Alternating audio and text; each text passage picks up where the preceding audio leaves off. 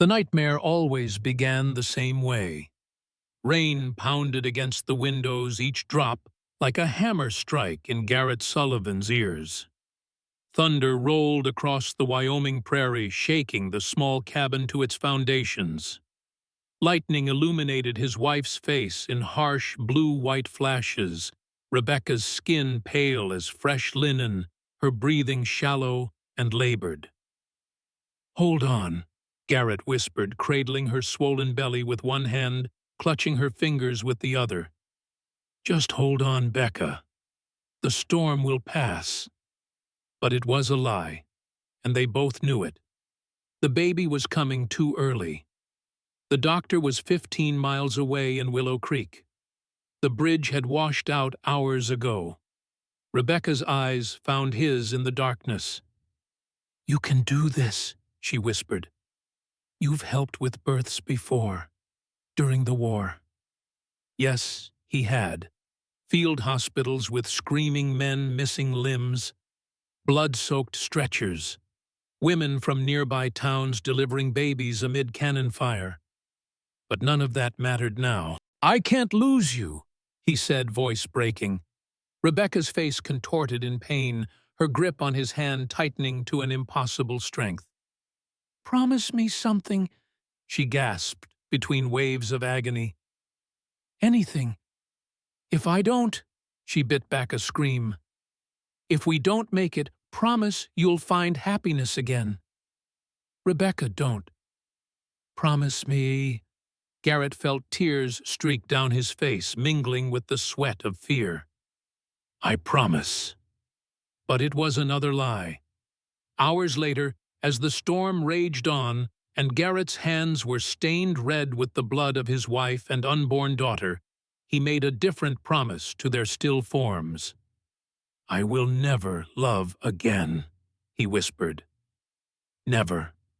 Then, as always, he woke with a gasp, sheets soaked with sweat, the echo of thunder still in his ears, though the night outside his window was clear and silent.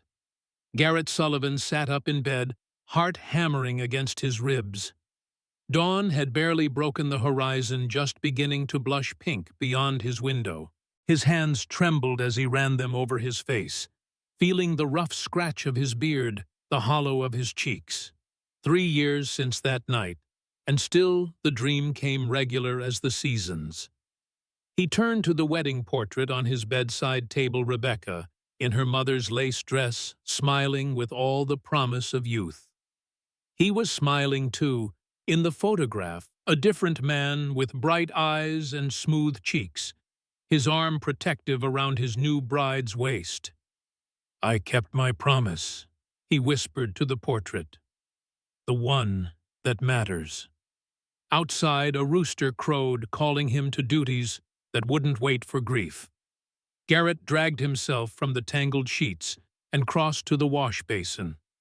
The face that stared back from the small mirror was a stranger's, weathered by sun and wind eyes, shadowed by lossa, a mouth set in a permanent grimace. At 33, he looked a decade older. He dressed methodically, each movement practiced through countless repetitions. Shirt, trousers, boots worn at the heels, then out into the merciless summer heat that had already begun to build, though the sun had barely cleared the horizon. The drought had bled the color from the land. Where green pastures should have stretched toward the distant mountains, only dull brown remained, broken by patches of dusty gray. The small herd of cattle huddled beneath the lone cottonwood tree, ribs visible through their hides. The corn he'd planted in spring had withered to brittle stalks that rattled in the hot breeze. Even the hardy wildflowers that Rebecca had so loved had surrendered to the unrelenting sun. Garrett moved through his morning chores with mechanical efficiency. Check the well down another inch. Feed the animals with precious grain he could scarcely spare. Inspect the fence line for breaks that predators might exploit. Each task a distraction from the emptiness that waited whenever his mind grew still. As he worked, dust coated his throat, making each breath a struggle. The canteen at his hip was half empty already, the water warm and tasting of metal. 6 months without proper rain. The longest drought anyone in Willow Creek could remember. "You're killing yourself by inches, sir." The voice, deep and melodious with the cadence of the South, came from behind him. Garrett didn't need to turn to know who it belonged to. "Good morning to you too, Solomon," he replied, continuing to wrestle with a broken fence post. Solomon Reed approached leading his mule. At 70, the former slave stood straight as a pine, his dark face mapped with lines of wisdom, white hair forming a halo around his head. He was the closest thing to a friend Garrett had allowed himself since Rebecca's death. "Ain't nothing good about it when a man works himself to death," Solomon said, setting down his toolbox. Without asking, he knelt beside Garrett and held the post steady. "You sleep at all?" "Some." The dream again. Garrett's silence was answer enough. "Doctor says I need to talk about it," he finally muttered, driving a nail with more force than necessary. "Says it'll help." Solomon nodded. "Dr. Reynolds says a lot of things." There was something in his tone that made Garrett look up. "You don't like him?" "Didn't say that." Solomon's eyes sharp despite his years fixed on the distant mountains. "Just think, a man who showed up in these parts right after the war, with fancy degrees and no family to speak of, might have stories he ain't telling." Garrett had no interest in the Newtown doctor's stories. He had enough ghosts of his own to contend with. They worked in companionable silence until the fence section was mended. When they finished, Solomon reached into his saddlebag and produced a flask. "Water with a little something extra," he explained, offering it to Garrett. "My Rebecca's recipe, for medicinal purposes." Garrett accepted it with a nod. His Rebecca and Solomon's had shared a name among other things, both gone too soon, both leaving behind men who didn't know how to exist without them. The liquid burned pleasantly, going down tasting of honey and herbs, and something sharper beneath. "Your wife was a healer," Garrett said. Solomon's eyes crinkled at the edges. "That she was. Had the touch like her mama before her. Could ease pain with just her hands." He took back the flask. "Some folks called it witchcraft. I called it a blessing." They watched as a hawk circled lazily overhead, searching for prey in the parched landscape. "Got something else for you," Solomon said, finally reaching again into his bag. He withdrew a folded newspaper page, yellowed at the edges. "Found this in town yesterday." Garrett took it, frowning at the column of advertisements circled in charcoal. "Matrimonial services for the Western Territories. Respectable women of good character seeking husbands in frontier regions. All applicants thoroughly vetted for moral standing and domestic capabilities." "What am I supposed to do with this?" Garrett asked, already extending the paper back to Solomon. The older man didn't take it. "Read it. Think on it. I'm not looking for a wife. You need help, sir. This place is falling apart around you. And you need—" Solomon paused, choosing his words carefully. "You need something to live for beyond memories." Anger flared in Garrett's chest. "I made a promise. To a dead woman." Solomon's voice was gentle but unyielding. "My Rebecca's been gone 20 years. You think I dishonored her by living? It's different. It always is." Solomon gathered his tools. "Just think on it. Man wasn't meant to be alone. Not out here." As Solomon mounted his mule and rode away, Garrett crumpled the advertisement in his fist. But he didn't throw it away. That night, as the moon rose cold and distant over the prairie, Garrett sat at his kitchen table, a lamp burning low. Before him lay the smoothed-out newspaper page and a blank sheet of paper. A bottle of whiskey stood half empty at his elbow. He stared at Rebecca's portrait on the wall, her eyes seeming to follow him in the flickering light. "I'm not breaking my promise," he told her. "This isn't about love. It's about survival." The portrait offered no absolution, no permission. Only that same frozen smile, preserving a moment of happiness that belonged to another lifetime. Garrett dipped his pen in ink and began to write. "To whom it may concern. I am a rancher in Wyoming Territory with 160 acres and a solid house. I seek a practical arrangement with a woman of mature years and sensible disposition. Beauty is not required.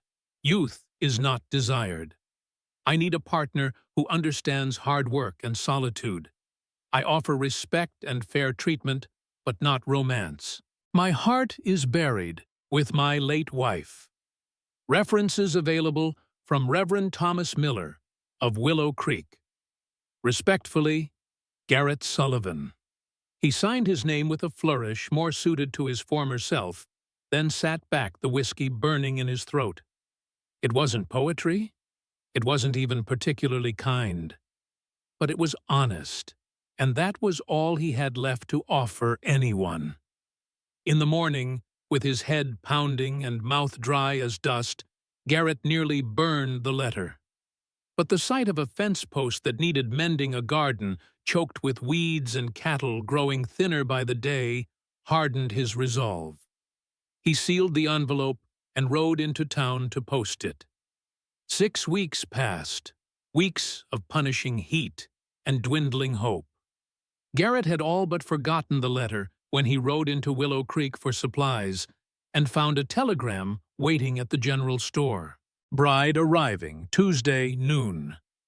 Train, Willow Creek Station, stop. Name Abigail Morgan, stop. Confirm receipt, stop. He stared at the yellow paper, a cold knot forming in his stomach. It was real now. A woman, a stranger, would arrive in less than a week, expecting to find a husband, not a hollow man keeping company with ghosts. "Everything all right, Mr. Sullivan?" asked Mrs. Doyle, the storekeeper's wife, her eyes bright with curiosity. "Fine," he said shortly, folding the telegram into his pocket. As he gathered his supplies, Garrett became uncomfortably aware of whispers following him through the store. News traveled fast in small towns, and somehow his business had become common knowledge. "Sullivan's getting himself a mail-order bride," he overheard a man say to his companion near the ammunition display. "Poor woman has no idea what she's in for." Garrett kept his eyes fixed on his shopping list, knuckles white around the paper. At the counter, as Mrs. Doyle tallied his purchases, she leaned forward conspiratorially. "Will you be needing any special items for your guest? Perhaps some fabric for curtains. The place could use a woman's touch, I imagine." "Just the essentials, ma'am," Garrett replied coldly. Mrs. Doyle looked disappointed but persisted. "Dr. Reynolds was asking after you just yesterday. Said you missed your appointment again." "Been busy. He's concerned about your melancholy. It's not healthy, especially with you living all alone out there." She lowered her voice. "Though I suppose that's about to change, isn't it?" Garrett paid for his goods and turned to leave, but found his path blocked by a tall, elegantly dressed man with a neatly trimmed beard. "Mr. Sullivan," said Dr. Victor Reynolds, extending a gloved hand, "I was hoping to catch you in town." Reluctantly, Garrett shook the offered hand. Reynolds had arrived in Willow Creek shortly after the war, bringing Eastern refinement and modern medical practices to the frontier town. Women adored him for his manners, and men respected him for his skill, but something about the doctor's perfect smile had always set Garrett's teeth on edge. "Doctor," he acknowledged curtly. "I understand congratulations are in order," Reynolds said, his voice carrying just enough to ensure others would hear. "A bride arriving next week, I'm told. Garrett fought the urge to walk away. News travels fast. Small towns, Reynolds said with a practiced chuckle. No secrets here. I actually wanted to speak with you about another matter. I received a letter from the bank regarding your property. The knot in Garrett's stomach tightened. What about it? Perhaps we could discuss it privately. My office is just across the street. When trapped by politeness and the watching eyes of half the town, Garrett followed Reynolds to his medical practice, a two-story building that stood out among Willow Creek's weathered structures for its fresh paint and polished windows. Inside the office smelled of carbolic acid and expensive cologne. Certificates hung in gilded frames testifying to Reynolds's education at prestigious Eastern institutions. A glass cabinet displayed surgical instruments that gleamed like silver in the afternoon light. Reynolds settled behind a mahogany desk and gestured for Garrett to take the chair opposite. I'll be direct, Mr. Sullivan. The bank has concerns about your mortgage payments. I've never missed one, Garrett said, the lie bitter on his tongue. He'd missed two, but had been working double to catch up. Not yet, perhaps, but they've assessed your property's current production and are concerned about future payments.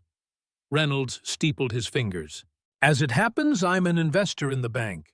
I've been looking to expand my holdings in the area. Understanding dawned. You want my land. I want to help you avoid foreclosure, Reynolds corrected smoothly.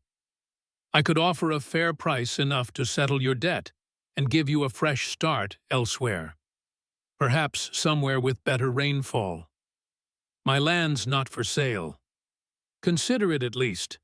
Wyoming can be unforgiving to a man alone. Reynolds's gaze was calculating. Though I understand you're remedying that situation. Something in his tone made Garrett tense. It wasn't just curiosity, it was almost hunger. My personal arrangements aren't up for discussion, Garrett said, rising. And neither is my property. Reynolds stood as well, his smile never wavering. Of course, but should you reconsider either, my door is always open. As Garrett turned to leave, Reynolds added, By the way, I believe we've met before, though you may not remember. Camp Douglas during the war. You were a field nurse with the 8th Illinois. Garrett froze, hand on the doorknob. He had been a nurse, though he rarely spoke of it. The memories of what he'd seen, what he'd done during those years, were locked away as securely as his feelings for Rebecca. You have me confused with someone else, he said without turning.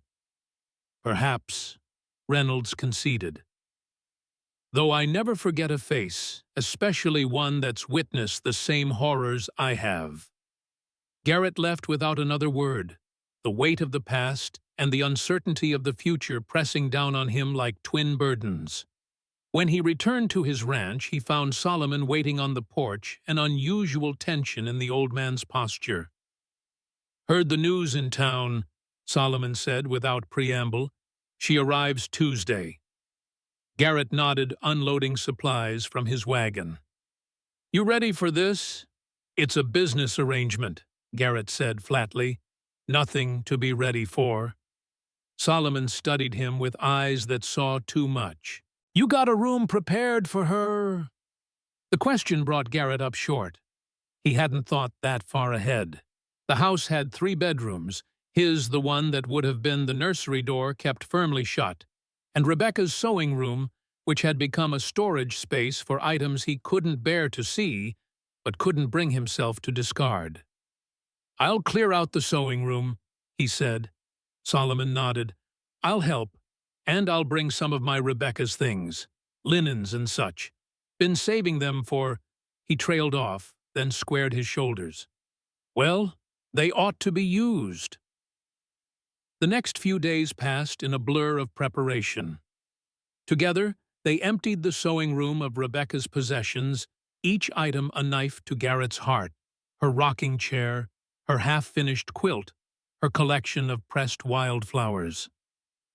Solomon didn't comment when Garrett's hands shook or when he had to step outside for air. He simply continued working, humming low, spiritual songs that somehow made the task bearable. By Monday evening, the room was transformed clean, aired, furnished with a narrow bed, a washstand, and a chest of drawers. Solomon's Rebecca had possessed fine taste. The linens were simple but elegant, the quilt hand-stitched with a pattern of stars. "It'll do," Solomon pronounced, standing back to survey their work. That night, Garrett couldn't sleep. He paced the house like a caged animal, alternating between regret and grim determination. At dawn, he bathed, thoroughly shaved his beard to a more presentable length, and put on his best shirt, the one he'd worn to Rebecca's funeral. As he prepared to leave for town, Solomon appeared on horseback. "Thought you might want company," the older man said. Garrett hesitated, then nodded. They rode in silence, the sun climbing steadily higher, baking the land beneath its relentless glare. By the time they reached Willow Creek, Garrett's shirt was sticking to his back, and dust coated his throat. The town seemed unusually busy. People lingered on the boardwalk, casting glances toward the station. A group of women stood in a tight cluster outside the church heads, bent in conversation that ceased abruptly when Garrett rode past. "Whole town's turned out for the spectacle," he muttered to Solomon. "Can you blame them? Most excitement they've had since the Mason boy got himself stuck in the chimney last Christmas." They tethered their horses near the station and stepped onto the platform. Immediately, Garrett felt the weight of stares. Mrs. Eleanor Whitfield, head of the Ladies' Aid Society and self-appointed moral guardian of Willow Creek, stood with her daughter near the ticket office, disapproval radiating from her rigid posture. "Mr. Sullivan," she greeted, her voice carrying clearly across the platform. "How unusual to see you in town twice in 1 week." "Mrs. Whitfield," he returned with a curt nod. "We understand you're expecting a guest." Her emphasis on the last word made it sound indecent. "That's right. I do hope you've considered the propriety of your situation. A single man bringing an unrelated woman to live in such isolation, it raises questions of moral character." Before Garrett could respond, Solomon stepped forward. "Good morning, Mrs. Whitfield. Fine day for traveling, isn't it?" The woman's lips thinned at being addressed by Solomon, but social convention prevented her from openly snubbing him. "Mr. Reed," she acknowledged stiffly. "I believe that's the train now," Solomon said, pointing to a plume of smoke visible on the horizon. A ripple of anticipation moved through the crowd. Garrett's heart began to pound, his mouth dry with more than thirst. What kind of woman would answer an advertisement like his? What kind of life was he offering her? The train approached with a shriek of metal and a billowing cloud of steam. As it ground to a halt, Garrett stood frozen, scanning the windows for a glimpse of his future. Passengers began to disembark: a cattle buyer from Cheyenne, a family returning from Denver, a traveling salesman with his sample case. And then a young woman appeared in the doorway of the passenger car, one gloved hand resting lightly on the handrail. The world seemed to still around her. She was nothing like what Garrett had expected. Instead of the plain, middle-aged woman he'd imagined she was, youthful, perhaps 25, with hair the color of autumn leaves escaping from beneath a modest traveling hat. Her dress was simple, but well-made, dusty from travel, but unable to hide the grace with which she carried herself. And her face, heart-shaped with high cheekbones and a delicate chin, was striking not for conventional beauty, though she possessed that in abundance, but for the profound sadness in her eyes. They were an unusual color, somewhere between blue and green, like the ocean Garrett had seen once as a boy. A hush fell over the crowd. Someone whispered, "Good Lord above." Another muttered, "That can't be her." But it was. Abigail Morgan descended the steps with calm dignity, a single trunk her only luggage. When her gaze swept across the crowd and landed on Garrett, he felt as though he'd been struck. This was no plain practical woman who would fade into the background. This was exactly the kind of woman he'd feared, one who might awaken feelings he'd sworn to keep buried. For a moment, neither moved. Then Solomon nudged him forward. "Miss Morgan." Garrett managed his voice sounding strange to his own ears. "Mr. Sullivan," she replied, her voice clear and steady as a mountain stream. "I am Abigail Morgan." Garrett couldn't find words. He reached for her trunk, and their hands brushed, sending an unexpected jolt through him. "Pleasure to meet you, Miss Morgan," Solomon said, stepping in smoothly. "Solomon Reed, neighbor to Mr. Sullivan. Welcome to Willow Creek." A small smile touched her lips, transforming her face. "Thank you, Mr. Reed." As Garrett loaded her trunk into the wagon, he was acutely aware of the whispers rising around them. "Far too pretty for Sullivan. Running from something, mark my words. Scandalous, a young woman like that." Abigail held herself with quiet dignity, her chin lifting just a fraction higher with each murmur. When Mrs. Whitfield approached, practically vibrating with disapproval, Abigail met her gaze directly. "My dear," Mrs. Whitfield began, her voice dripping with false concern, "are you quite certain you understand the arrangement you've entered into? Mr. Sullivan lives quite isolated, and his reputation is of no concern to you, ma'am," Abigail interrupted politely but firmly. "I appreciate your concern, but my decisions are my own." Mrs. Whitfield drew back as if slapped. "Well, I never—" "Ready to go, Miss Morgan?" Garrett asked, offering his hand to help her into the wagon. "Yes, thank you." She took his hand, her grip surprisingly strong through her glove. Solomon mounted his horse. "I'll ride alongside if you don't mind." As they pulled away from the station, the crowd's whispers followed them like a swarm of insects. Garrett kept his eyes fixed on the road ahead, aware of the straight-backed woman beside him and the impossible situation he'd created for them both. The journey back to the ranch stretched before them 15 miles of dust and heat and awkward silence. Abigail sat with perfect posture, her hands folded in her lap, her profile like something from a cameo brooch. "It's not what you expected," Garrett said, finally, the words scraping his dry throat. Abigail kept her eyes on the horizon. "I expected nothing, Mr. Sullivan. Expectations are luxuries I can no longer afford." The statement hung between them, weighted with unspoken meaning.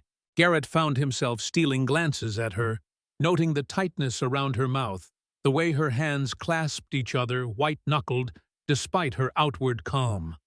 Solomon rode slightly ahead, giving them as much privacy as possible on the open road. "My letter was specific," Garrett said, unable to keep the defensive note from his voice. "I requested a woman of mature years. Not someone like me," she finished when he faltered. "The agency was aware of your preferences, Mr. Sullivan. There were limited options for immediate placement, and I was in need of immediate placement." Her honesty was disarming. "You're running from something." It wasn't a question, but she answered anyway. "Yes." "Something illegal." Her eyes flashed. "No, though others might try to convince you otherwise." They fell silent again. The sun beat down mercilessly, and Garrett noticed a sheen of perspiration on Abigail's forehead. Without comment, he passed her his canteen. She accepted it with a nod, taking a measured sip before returning it. "You have my references," she said. "I assure you, my character is beyond reproach, despite my youth." "I didn't ask for references." Nevertheless, she reached into her small handbag and withdrew an envelope. "From Reverend James Wilson of the First Presbyterian Church of Boston, and from Mrs. Eleanor Graves, headmistress of the Graves School for Young Ladies, where I taught until recently." Garrett took the envelope but didn't open it. Boston's a long way from Wyoming. Yes, it is.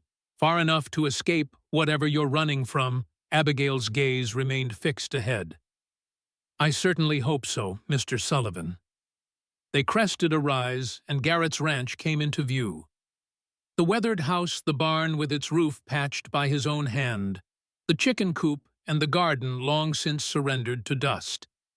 In the distance, the pitiful remnants of his herd huddled in what little shade they could find. "There it is," he said quietly. Abigail lifted her head. For a long moment, she surveyed the property, her expression unreadable. Then she said simply, "It has good bones." Garrett wasn't sure if she meant the house or the land, but something in her assessment, practical, clear-eyed, eased a fraction of his tension. By the time they reached the house, the afternoon was waning, the sun beginning its slow descent toward the western mountains. Solomon helped unload Abigail's trunk, while Garrett unhitched the horses. "I'll show you to your room," Garrett said when the chores were done. He led her through the house, uncomfortably aware of how it must appear to fresh eyes functional, but Spartan, with little concession to comfort or beauty.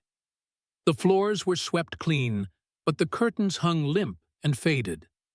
The furniture, solid and well-crafted, bore the nicks and scratches of years of use. The sewing room, Abigail's room, now looked better than the rest, thanks to Solomon's contributions. Still, it was small, with just one window overlooking the barren garden.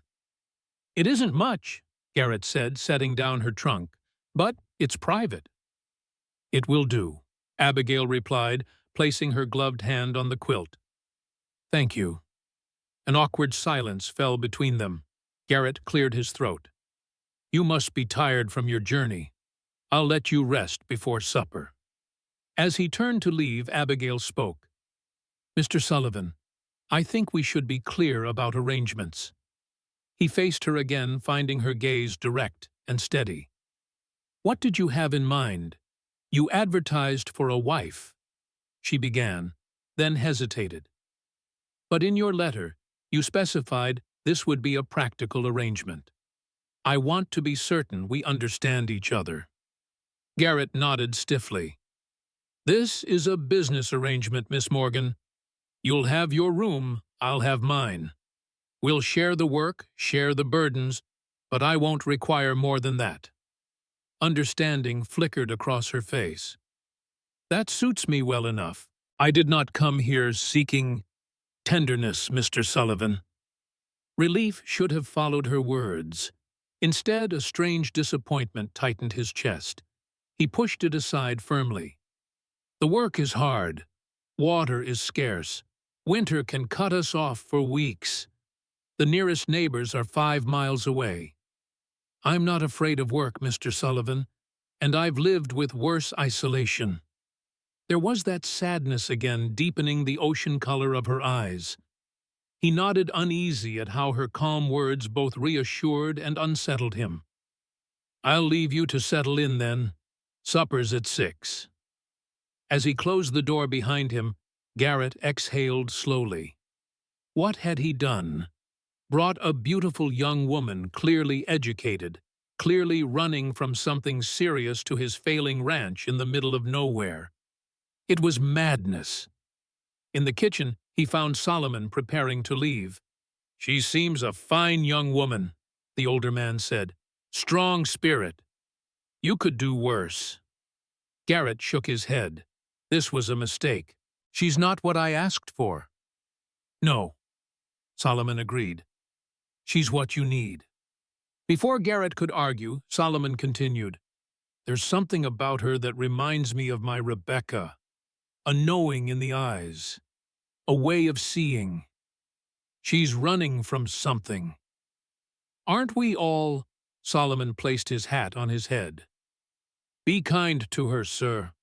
Whatever she's running from, she chose you as her safe harbor. That means something." After Solomon left, Garrett stood alone in the kitchen, feeling the weight of responsibility settle over him. Not just for the ranch, the animals, or his own survival now, but for the woman who had traveled across the country based on his letter, his lie. Because it had been a lie, he realized. Not about his heart being buried with Rebecca. That was true enough. But about wanting a wife at all, even a practical one. What he'd wanted was a housekeeper, a helper, someone to ease his burdens without disturbing his grief. What he'd received was Abigail Morgan with her sad eyes and straight spine and mysteries. And now they were bound together by necessity, two strangers playing at marriage in a house full of ghosts. Garrett moved to the stove, stoking the fire to prepare the simple meal he'd planned: beans, biscuits, and the last of the bacon. As he worked, he tried not to think of the woman resting in what had been Rebecca's sewing room, tried not to wonder what she was running from, tried not to notice how something long dormant had stirred within him at the touch of her hand. He had made a promise to Rebecca. He intended to keep it. But as the sun set over the parched Wyoming prairie, casting long shadows across the land, Garrett Sullivan couldn't shake the feeling that his carefully constructed isolation had just been breached, and nothing would ever be quite the same again. Dawn broke with the same merciless heat that had claimed the land for months. Garrett woke before sunrise, his routine unchanged despite the stranger sleeping under his roof. He moved quietly through the house, careful not to disturb Abigail as he slipped outside to begin the morning chores. The eastern sky blushed pink and gold, a beauty that seemed to mock the parched earth below. Garrett checked the well first, as always. The water level had dropped another half-inch overnight. At this rate, they'd be dry before autumn. He filled a bucket for the house, rationing each precious drop. He was feeding the chickens when he heard the back door open. Abigail stepped onto the porch, already dressed for the day, in a simple blue skirt and white blouse, her copper hair braided and pinned neatly at her nape. No sign remained of the travel-weary woman who'd arrived yesterday. "Good morning, Mr. Sullivan," she called, descending the steps, with a certainty that suggested she'd been navigating porches and farmyards all her life. "Miss Morgan." He nodded, continuing his work. "Didn't expect you up so early." "I'm accustomed to early hours." She surveyed the chicken coop, the barn, the empty garden plot, assessing each with a practical eye. "Is there something I can help with?" "No need. I've got my routine." She raised an eyebrow slightly. "I didn't come all this way to sit idle, Mr. Sullivan." Her directness caught him off guard. Most women of his acquaintance, admittedly few, would have accepted his answer at least on the first morning, but Abigail Morgan was clearly not most women. "The chickens need fresh water," he conceded. "Buckets by the well." She nodded and set to work without another word. Garrett watched surreptitiously as she moved with efficient grace, pouring just enough water for the birds without wasting a drop. When she finished, she looked to him for the next task, her expression neither eager to please nor resentful of the work. Simply ready. They fell into an uneasy rhythm, Garrett completing his usual chores, Abigail finding ways to assist without disrupting his pattern. By the time the sun was fully up, they'd fed the animals, collected eggs, and repaired a broken hinge on the chicken coop. "You've done farm work before," Garrett observed as they walked back to the house. "My grandfather had a small orchard in western Massachusetts," she replied. "I spent summers there as a child." It was the first personal detail she'd offered, and Garrett found himself unexpectedly curious for more. But he held his tongue. Personal histories led to personal connections, and that wasn't what this arrangement was about. In the kitchen, Abigail moved with the same quiet efficiency she'd shown outside, finding pans and utensils as if she'd always known their places. Soon, the smell of coffee and frying eggs filled the small room. "I took the liberty of making breakfast," she said, as Garrett washed up at the basin. "I hope that's acceptable." "More than acceptable." He hadn't had a proper breakfast in longer than he could remember, usually making do with cold biscuits or nothing at all. They ate in silence, the scrape of forks against plates, the only sound. The eggs were perfectly cooked, the coffee strong, but not bitter. Small comforts he'd forgotten existed. "I thought I might work on the garden today," Abigail said as she collected their empty plates.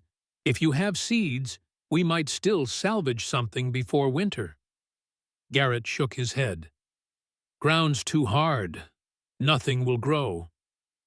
With respect, Mr. Sullivan's soil is rarely beyond redemption. There was a quiet confidence in her voice that gave him pause. "My mother taught me a few things about coaxing life from reluctant earth."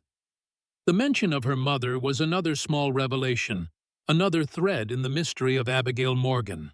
Garrett found himself staring at her hands as she washed the dishes, elegant but clearly accustomed to work, with small calluses on the palms and a faint scar across the back of her right hand. "Do as you please with the garden," he said finally. "But don't waste water on it. The animals and we come first." "Of course." She dried her hands on a towel. "Is there anything else you need before I start?"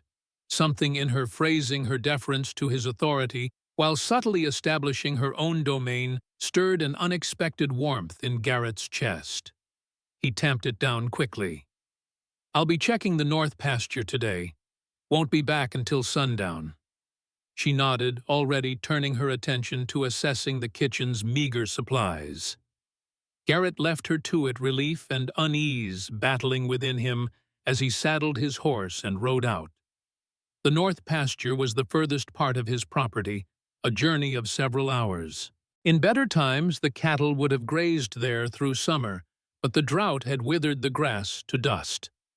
Still, he needed to check the boundary fences and the small creek that ran through the corner of his land. If any water remained, he might be able to bring the weakest animals up for a drink. As he rode, Garrett's thoughts kept returning to Abigail. There was something about her that didn't quite align with the story she presented. A mail-order bride running from trouble in Boston was plausible enough. But the way she carried herself, educated, yet practical, refined, yet unafraid of hard work, suggested complexities beyond a simple tale of escape. And those eyes.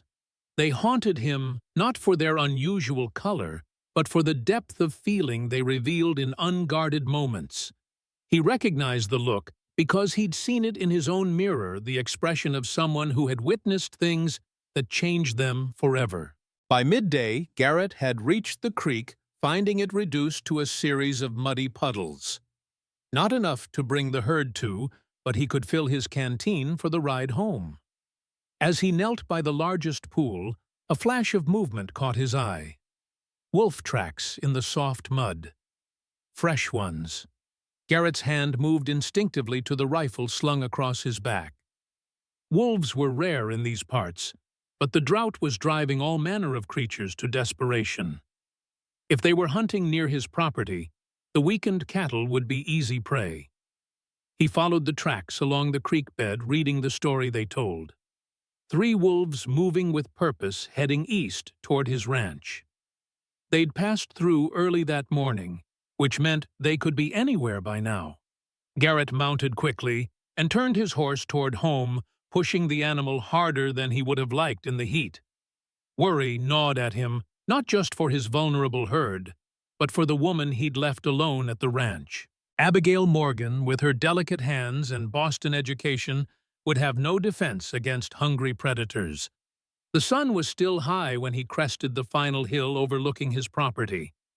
From this distance, the ranch looked peaceful enough, the house solid against the landscape, the barn standing firm despite its patched roof. But something was different. A patch of turned earth behind the house caught his eye. Even from here, he could see the neat rows Abigail had dug in the garden plot, the soil dark against the surrounding dust. She must have worked through the hottest part of the day to accomplish so much. As Garrett approached the barn, He saw her kneeling in the garden, her skirt spread around her, a wide-brimmed hat protecting her face from the sun. She was so absorbed in her task that she didn't notice him until he dismounted nearby. "You've been busy," he said, leading his horse to the water trough. Abigail looked up, her face flushed with exertion but her eyes bright with purpose. "The soil isn't as bad as it looks. There's life just beneath the surface." Garrett walked over to inspect her work. She'd turned over a significant portion of the garden and was now digging shallow trenches between the rows. "What are those for?" "Water channels. If we dig them just right, a little water goes much further." She sat back on her heels, brushing dirt from her hands. "My mother called it dry farming. The Pueblo Indians used similar methods in the desert." Again, that mention of her mother offered casually but revealing more than perhaps she intended. What kind of Boston lady knew Pueblo farming techniques? "Found wolf tracks up north," Garrett said, changing the subject to more pressing concerns. "Fresh ones. 3 of them heading this way." Alarm flashed across Abigail's face, quickly replaced by resolve. "Do you have a gun I might borrow?" The question surprised him. "You shoot?" "My father believed a woman alone should know how." There was a bitter edge to her words. "I brought my rifle, but it's still packed." Another piece of the puzzle that was Abigail Morgan, a genteel Boston lady who carried her own rifle and knew how to use it. The contradiction might have amused Garrett if the situation weren't so serious. "I'll get it for you," he said. "But hopefully it won't be necessary. Wolves usually avoid humans." "Usually," she echoed, her gaze drifting to the distant hills. "But hunger changes the rules, doesn't it?" Something in her tone suggested she wasn't just talking about wolves. That evening, after a simple supper of beans and cornbread, Garrett brought out his shotgun and rifle, laying them on the kitchen table alongside a cleaning kit. If wolves were nearby, he wanted his weapons in perfect working order. Abigail watched him from across the table, her hands busy mending a tear in one of his shirts, another domestic task she'd taken up without being asked. "Would you like me to clean your rifle as well?" Garrett offered, surprising himself with the gesture. She considered for a moment, then nodded. "It's in my trunk. I'll get it." When she returned, she placed a Winchester repeating rifle on the table with the ease of someone comfortable with firearms. The weapon was well maintained, its wood stock polished from handling. "This is a fine piece," Garrett said, genuinely impressed. The model 1873 was relatively new and not inexpensive. "A gift from your father," in a manner of speaking. Abigail's hands stilled on her mending. "Mr. Sullivan, there's something you should know about me." Garrett looked up, finding her eyes fixed on him with an intensity that made his breath catch. "I'm a good shot," she said simply. "If those wolves come, I can help defend your livestock." It wasn't what he'd expected her to say, but Garrett nodded, accepting the offer at face value. "We'll take watches tonight. I'll go first, you can relieve me at midnight." "That's sensible." She returned to her mending, but a subtle tension remained in her shoulders, as if she'd been on the verge of saying something else entirely. Garrett cleaned both rifles with methodical care, his mind circling back to the mystery of his mail-order bride. A well-bred Boston lady who knew dry farming techniques, carried an expensive rifle and volunteered for night watch against predators. None of it quite added up. But then he reminded himself he hadn't been entirely forthcoming either. He'd presented himself as simply a rancher, with no mention of his time as a field nurse during the war. He hadn't told her about Dr. Reynolds's offer to buy the ranch, or the missed mortgage payments, or how close he was to losing everything. They were two strangers bound by necessity, each with secrets they weren't ready to share. Perhaps that was for the best. As midnight approached, Garrett sat on the porch rifle across his knees, listening to the night sounds of the prairie. The stars hung impossibly bright in the clear sky, a reminder of how small human concerns were in the grand scheme of things. His ranch, his grief, his strange new arrangement with Abigail Morgan, all were mere specks against the vast canvas of the universe. The door opened behind him, and Abigail stepped out, her Winchester in hand. She had changed into a divided skirt that Garrett recognized as practical riding attire, though more modest than most. Her hair was still neatly braided, but she'd wrapped a shawl around her shoulders against the night chill. "Right on time," Garrett said, standing. "No sign of trouble so far." "Good." She settled into the chair he'd vacated, rifle resting comfortably across her lap. "Get some rest, Mr. Sullivan. I'll wake you if anything happens." He hesitated oddly, reluctant to leave her alone despite her obvious capability. "The temperature drops quickly out here at night. There's coffee on the stove if you need it." "Thank you." She looked up at him, her face silvered by moonlight. "I'll be fine." Something passed between them in that moment, not romance or attraction, but a simpler connection. Recognition, perhaps? Two people accustomed to solitude, to handling their own problems, acknowledging the same quality in each other. Garrett nodded and went inside, but sleep eluded him. He lay awake, listening for any sound from outside his thoughts, a tangled mess of worry, curiosity, and something else he couldn't quite name. He must have dozed eventually because the sound of a rifle shot jolted him upright. Dawn was just breaking, pale light filtering through his window.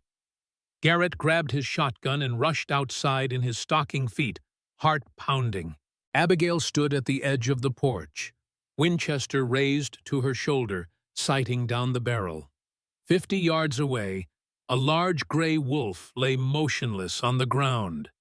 Two others circled nearby, their hungry eyes fixed on the chicken coop. Without a word, Garrett took position beside her, raising his own weapon. When one of the remaining wolves made a dash toward the coop, he fired the sound shattering the dawn stillness. The wolf yelped and veered away, limping but still moving. The last wolf, seeing its companions fallen or wounded, slunk back toward the hills, vanishing into the early morning shadows.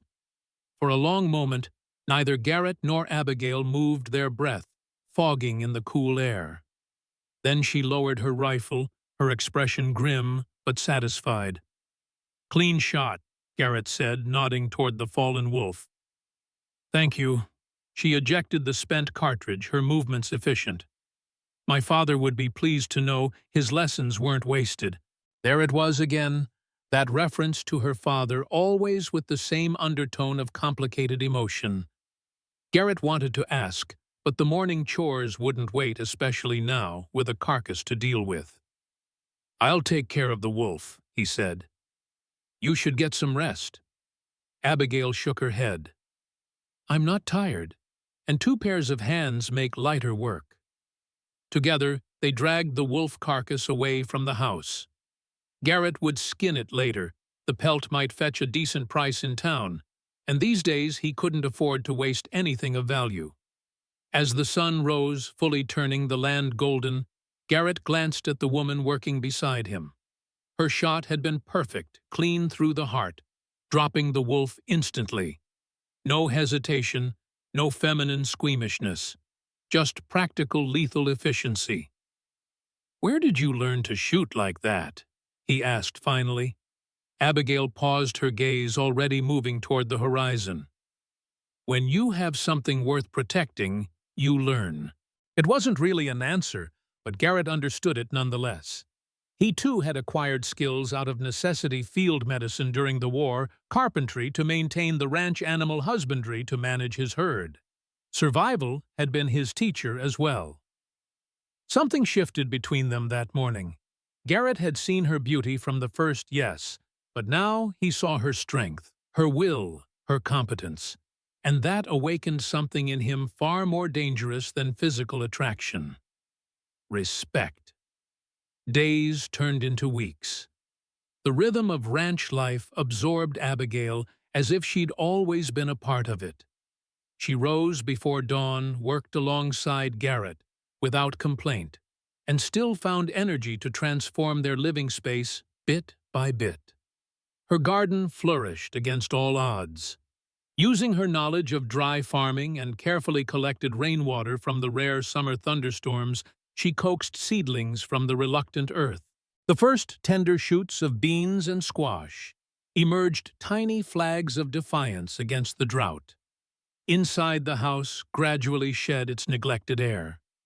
Abigail unearthed Rebecca's old curtains from storage, washed and mended them, and hung them at windows that had been bare for years. She arranged wildflowers in jars, swept away cobwebs, and organized the pantry with military precision. Garrett watched these changes with mixed emotions. Each small improvement was a tacit reminder of how far he'd let things slide, how completely he'd surrendered to grief. But they also made the house feel more like a home again, a sensation both painful and oddly comforting. They settled into a routine that respected each other's privacy. Meals were taken together, but conversations remained practical, focused on the work at hand rather than personal histories. At night, they retired to their separate rooms, the unspoken agreement of their business arrangement maintained by mutual consent. But Garrett couldn't help noticing things. The way Abigail sometimes paused in her work eyes, distant, lost in thoughts she never shared. How she flinched at unexpected sounds, a door slamming, a pot dropped.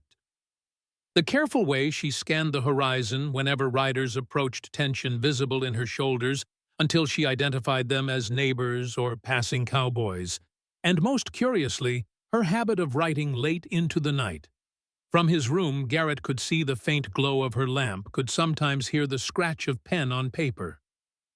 Once passing her open door, he glimpsed a leather-bound journal on her bed, its pages covered in neat, flowing script.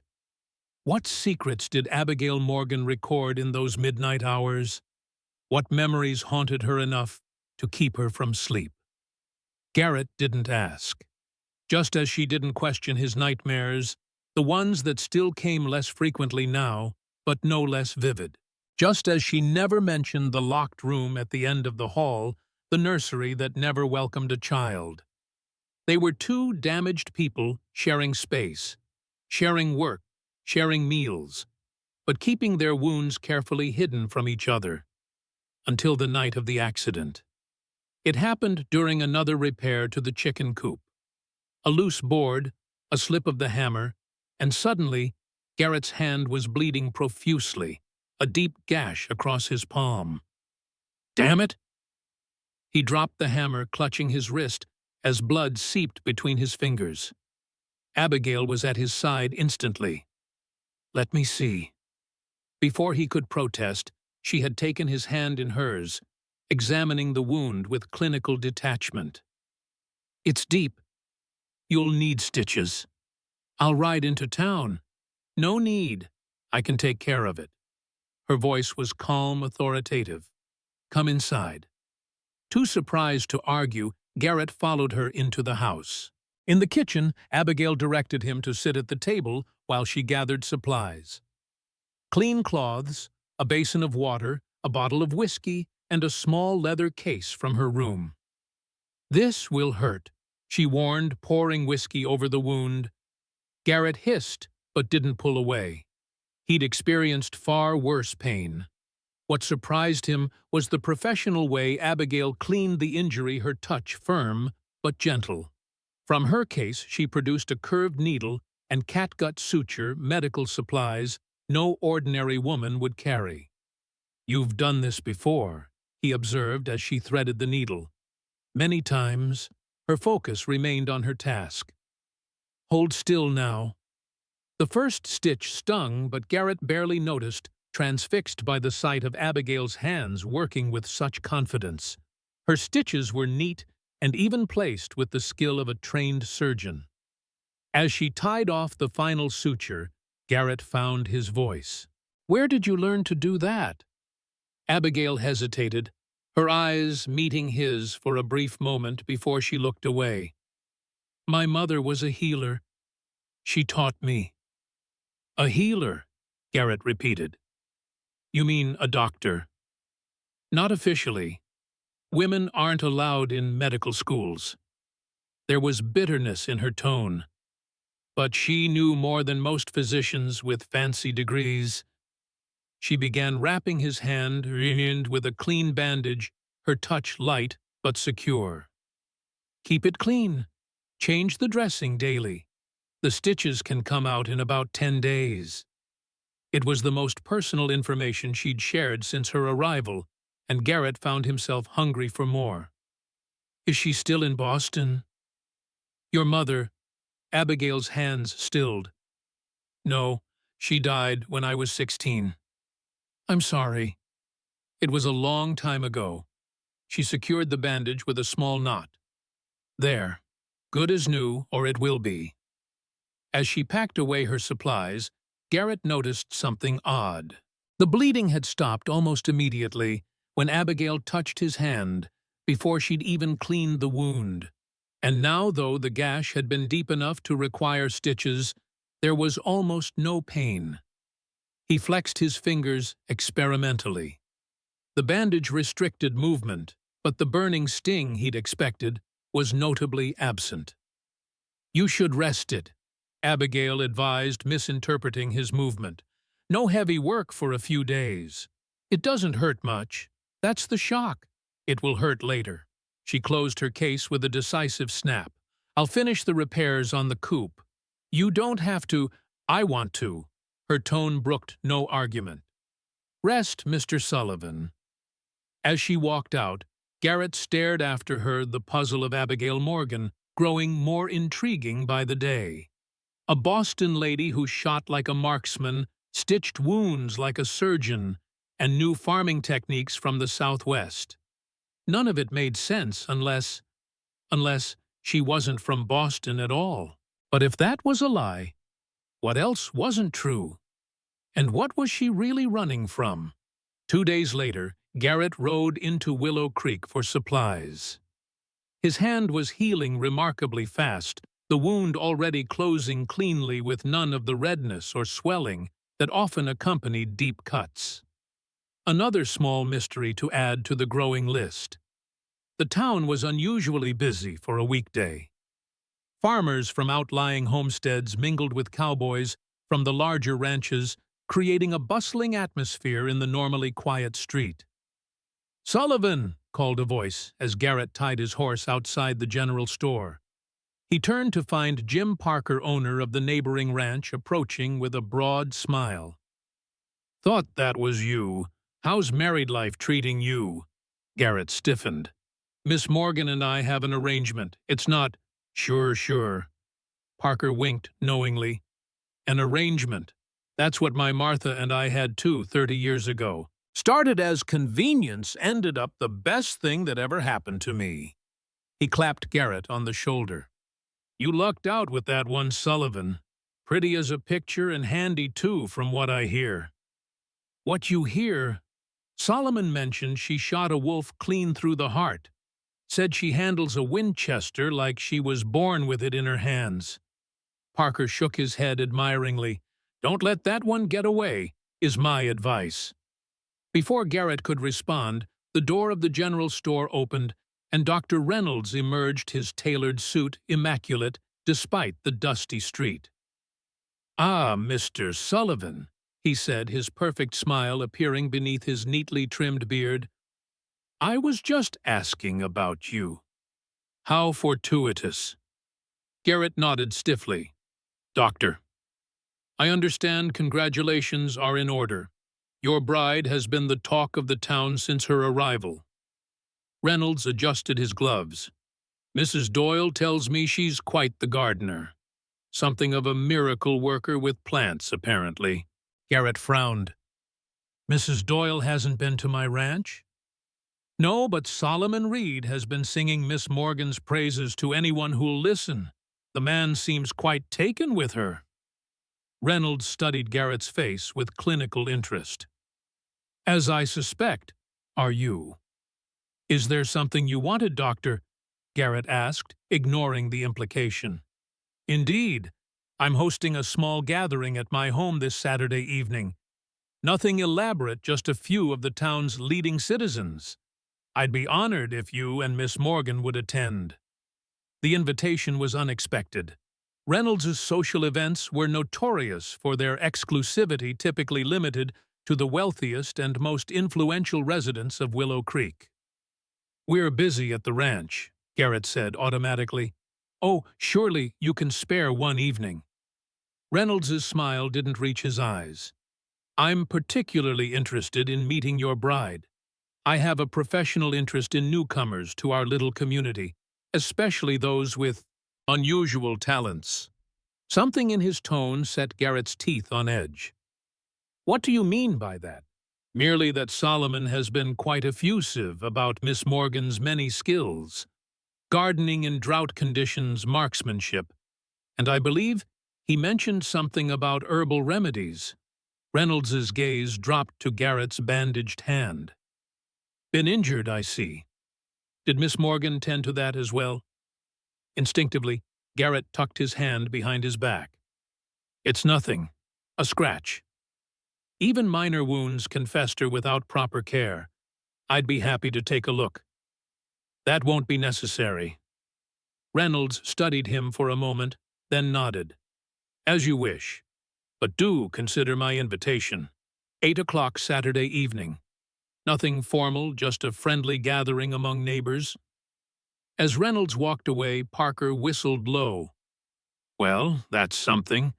Reynolds doesn't invite just anyone to his parties. You must have made an impression." Or Abigail had Garrett thought uneasily. The doctor's interest in her unusual talents felt predatory somehow, though he couldn't have explained why. Inside the general store, Mrs. Doyle greeted him with barely contained curiosity. "Mr. Sullivan, how lovely to see you. And how is your new bride settling in?" "Fine," he replied shortly, handing her his list of supplies. "I was just telling Eleanor Whitfield that we really must call on her. It's only proper to welcome newcomers, especially young women so far from home." Mrs. Doyle began gathering items from his list, chattering all the while. "And Solomon says she's done wonders with your garden, in this drought no less. She must have quite the green thumb." Garrett made a non-committal sound, wishing Solomon hadn't been so talkative. "Of course, there are some who find it all a bit suspicious." Mrs. Doyle lowered her voice to a conspiratorial whisper. "A young woman of obvious breeding coming all the way from Boston to marry a stranger, and then performing miracles with plants in the worst drought in memory." She raised her eyebrows significantly. "Makes one wonder what she's running from. Or who." Garrett's patience snapped. "Miss Morgan's past is her own business, Mrs. Doyle, and mine if she chooses to share it." The storekeeper looked momentarily abashed, then rallied. Of course. I meant no disrespect. It's just that we care about our community here in Willow Creek. We look out for one another." She began wrapping his purchases in brown paper. Dr. Reynolds was asking after her just this morning. Seemed quite interested in her background. That set off warning bells in Garrett's mind. What exactly did he want to know? Oh, the usual things. Where she came from, her family connections, her education. Mrs. Doyle tied the package with string. And whether she had any special skills or talents. The same word Reynolds had used. Talents. As if Abigail were some curiosity to be examined, rather than a person. "I couldn't tell him much, of course," Mrs. Doyle continued, "but Eleanor Whitfield is determined to pay a call this week. Says it's her Christian duty to make sure the girl isn't in any trouble." Garrett paid for his supplies, his unease growing with every word. The town's interest in Abigail went beyond normal curiosity. It felt targeted, deliberate. And somehow Reynolds seemed to be at the center of it. "One more thing, Mr. Sullivan." Mrs. Doyle said, as he turned to leave. Eleanor mentioned that she received an inquiry about Miss Morgan. A letter from Boston from a gentleman claiming to be a relative. Isn't that interesting? Garrett froze. When? Just yesterday. Eleanor hasn't replied yet. She thought she should speak with Miss Morgan first to verify the connection. Mrs. Doyle's eyes gleamed with the pleasure of delivering unsettling news. I'm sure it's nothing to worry about. Probably just family concerned for her welfare. But Garrett was already heading for the door, his mind racing. If someone from Boston was tracking Abigail, her carefully constructed new life might be in danger. And by extension, so might his own fragile peace. Outside, the summer heat hit him like a physical blow, but he barely noticed. His thoughts were consumed by the implications of Mrs. Doyle's gossip. If Abigail's past was catching up to her, he needed to know what they were facing. No more secrets, no more half-truths. It was time for an honest conversation with his mail-order bride. The ride home seemed interminable. Every hoofbeat carried Garrett further into uncertainty, into a confrontation he both dreaded and knew was inevitable. By the time he crested the final hill overlooking the ranch, the sun was low in the western sky, painting the landscape in shades of gold and amber. From this distance, the sight that greeted him was almost idyllic. Abigail stood in her garden, the wide brim of her hat catching the late afternoon light. Around her, green shoots pushed defiantly through the soil, evidence of her daily care and mysterious ability to coax life from the parched earth. She looked up as he approached, raising a hand in greeting. There was something different about her expression, a softness that hadn't been there before, a tentative welcome that went beyond mere politeness. "You're back earlier than I expected," she said as he dismounted. "We need to talk." Her face closed immediately, the warmth replaced by wariness. "Has something happened?" "Mrs. Whitfield received a letter. From Boston. Someone asking about you." Abigail went very still, her fingers tightening around the garden tool she held. "Who?" She didn't say. "A relative, apparently." "I have no relatives." The flatness of her tone belied the fear that flashed in her eyes. "Not anymore." "Abigail." It was the first time he'd used her given name, and it felt intimate in a way he hadn't intended. "Whatever you're running from, whoever you're running from, it's found you. I need to know what we're dealing with." She looked away, her gaze fixed on the distant mountains as if calculating escape routes. "It's not your concern, Mr. Sullivan. Our arrangement doesn't require you to involve yourself in my troubles. It became my concern when you brought those troubles to my door." Garrett stepped closer, keeping his voice low but firm. "Reynolds is asking questions about you. Specific questions about your talents.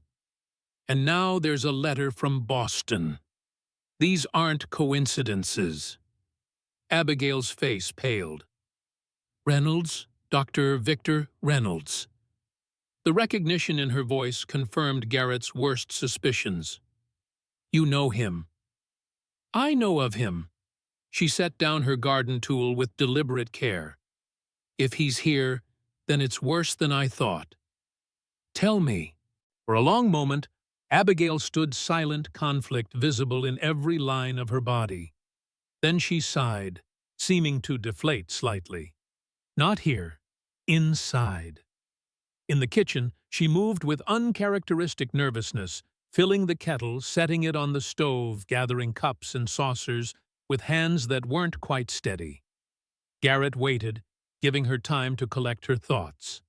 Finally, she sat across from him at the table, her hands clasped tightly before her. "What I'm about to tell you will sound impossible, but I swear on my mother's grave, it's the truth."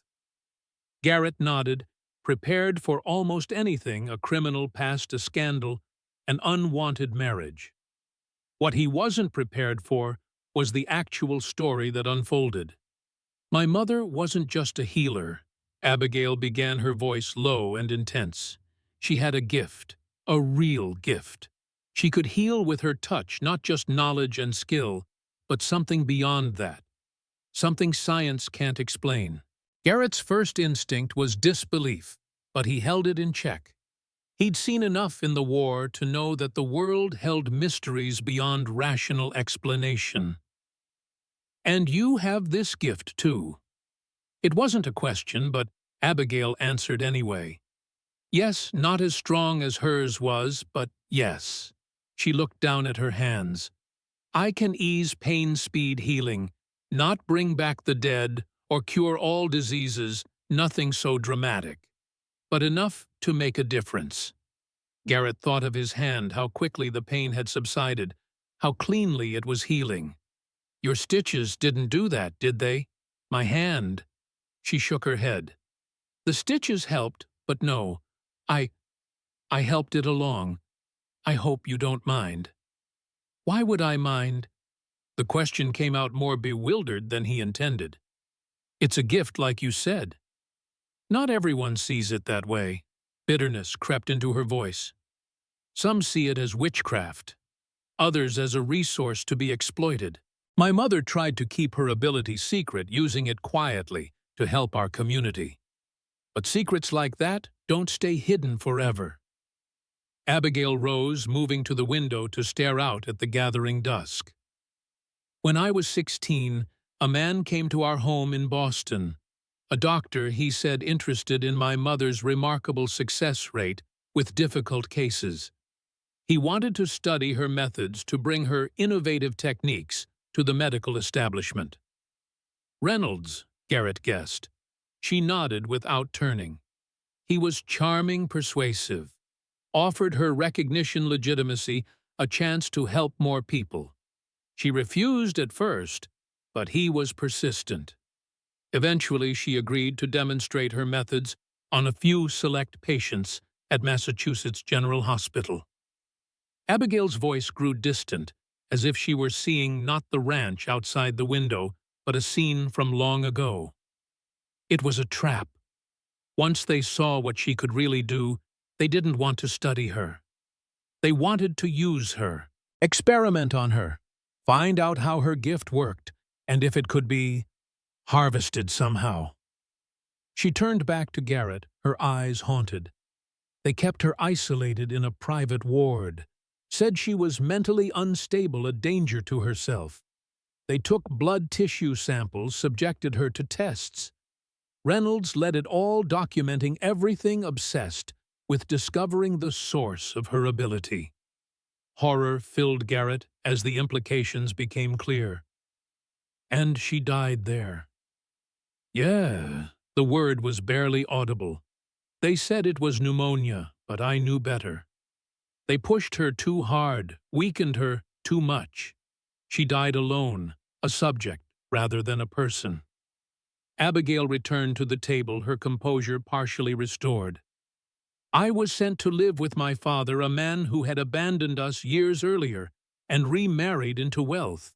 He had no interest in me except as an asset. When he discovered I had inherited my mother's gift, he saw an opportunity. He sold you to Reynolds." The pieces were falling into place now. "Not directly. He arranged a marriage with one of Reynolds's associates, a respected surgeon named Edward Sinclair. The bride price was the forgiveness of my father's considerable gambling debts and a position on the hospital board." Her mouth twisted in a bitter smile. "I was to be delivered to my new husband on my 21st birthday 3 months ago. The night before the wedding, I overheard them discussing their plans for me. Sinclair called me the next test subject. Reynolds said they would extract the secret even if it killed me, as it had my mother." Garrett's hands clenched into fists. "So you ran." "I took what money I had saved my mother's medical case and my father's rifle. I fled west, changing my name, covering my tracks. When I saw your advertisement, She shrugged slightly. A remote ranch in Wyoming seemed as good a hiding place as any, and your letter suggested you wanted a practical arrangement, not. She hesitated. Not intimacy, which suited your purposes.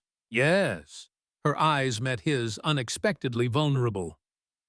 I'm sorry for the deception, Mr. Sullivan, but I was desperate, and your offer seemed providential. Garrett sat back, absorbing everything she'd told him. It explained so much: her knowledge of medicine, her wariness, her midnight writing sessions, probably documenting her mother's techniques, preserving the knowledge Reynolds had tried to steal. If Reynolds is here in Willow Creek, Abigail continued, and asking about me specifically, then he must suspect who I am. And if someone from Boston is making inquiries, she shook her head. I need to leave, tonight. No. The word came out more forcefully than Garrett intended. Running won't solve this. They'll just keep hunting you. What choice do I have if Reynolds gets his hands on me? I'll end up like my mother, a specimen in a laboratory. You have me. Garrett surprised himself with the declaration. You're not alone in this anymore. Abigail looked at him, hope and skepticism warring in her expression. This isn't your fight, Mr. Sullivan. It is now. He stood, decision made. Reynolds wants to buy my land. Has for months. I thought it was just business, but now I wonder if he knew all along who you were, where you were headed. That's impossible. I told no one. Someone knew. And now Reynolds is here, positioning himself, watching, waiting. Garrett paced the small kitchen, thinking aloud. The invitation, the questions about your talents, the sudden interest in us attending his gathering, it all makes sense now. Invitation. He invited us to a party at his home on Saturday. Said he was particularly interested in meeting you. Garrett turned to face her. We won't go, of course, but we need to be prepared. If Reynolds suspects who you are, he won't just give up. Abigail's expression shifted from fear to determination. No, he won't. He's obsessed with understanding my mother's gift, with replicating it. He believes it could revolutionize medicine, make him famous, wealthy, beyond measure. Could it? Garrett asked, genuinely curious. Could your ability be taught or transferred? She shook her head. My mother didn't think so. It runs in families passed from mother to daughter for generations. It's not a technique or a trick, it's a part of us, like the color of our eyes or the shape of our hands. A thought occurred to Garrett. Solomon's wife. He said she was a healer too, that she had the touch. Yes. Abigail's eyes widened with sudden understanding. That's why he looked at me so strangely when we first met. He recognized something in me. He could be an ally. Or a liability, if Reynolds pressures him. She rubbed her temples, weariness evident in every line of her body. This is why I've spent my life hiding what I can do. It complicates everything, endangers everyone around me. Garrett moved toward her, stopping just short of touching her. We'll figure this out. Together. Abigail looked up at him, searching his face for something, sincerity perhaps, or resolve. Whatever she saw there seemed to satisfy her because she nodded slowly. Together, then. As the kitchen grew dark around them, the first stars appearing in the purple sky beyond the window, Garrett Sullivan realized that the promise he'd made to Rebecca to never love again was in grave danger of being broken. Not because of Abigail's beauty, though she possessed that in abundance. Not because of her mysterious gift, extraordinary though it was. But because of her courage, her resilience, her willingness to trust him with her darkest secret. And as they sat in the gathering darkness, planning their defense against a threat neither had anticipated, Garrett felt something long dormant within him begin to stir back to life. Hope. Dawn painted the sky in shades of amber and rose, But Garrett Sullivan took no comfort in its beauty. He stood on the porch, rifle in hand, scanning the horizon for movement. He hadn't slept. How could he, knowing what he now knew Abigail Morgan, the woman he'd brought to his home, as a practical solution to his solitude, carried within her something miraculous and dangerous. A gift that had already cost her mother's life, and now threatened her own, and perhaps his as well. The thought should have troubled him more than it did. 3 months ago, he might have considered sending her away, rather than risk everything for a woman he barely knew. But the Garrett Sullivan who had written that cold, practical letter to the matrimonial agency no longer existed. In his place stood a man awakening from a long grief, discovering that the world still held wonders worth protecting, worth fighting for. Behind him, the door opened. Abigail stepped out, her own Winchester cradled in her arms, her face pale but determined in the early light. "Any sign?" she asked quietly. "Nothing yet." Garrett lowered his rifle slightly. "But they'll come. Reynolds isn't a man to leave loose ends." Abigail nodded, her gaze sweeping the landscape with the wariness of prey accustomed to being hunted. "We should speak with Solomon. If he recognized what I am, he might know more about Reynolds than he's shared." "Agreed. I'll ride over after breakfast." They worked together to prepare the morning meal, moving around each other with the easy familiarity of people who have shared space and purpose. The simple domesticity of it, eggs frying, coffee, brewing, plates being set, felt incongruous against the backdrop of their shared danger. Yet there was comfort in the routine, in the normalcy of it. Whatever came next, they faced it not as strangers bound by a business arrangement, but as allies with a common enemy. As they ate, Garrett studied Abigail across the table. The morning light caught the copper highlights in her hair, illuminated the fine bones of her face. But it was the quiet strength in her eyes that held his attention, the resolve of a woman who had lost everything, yet refused to surrender. "Tell me about your mother," he said suddenly. Surprise flickered across Abigail's face, followed by a softness he rarely saw there. "What would you like to know?" "Anything, everything. What she was like. How she used her gift."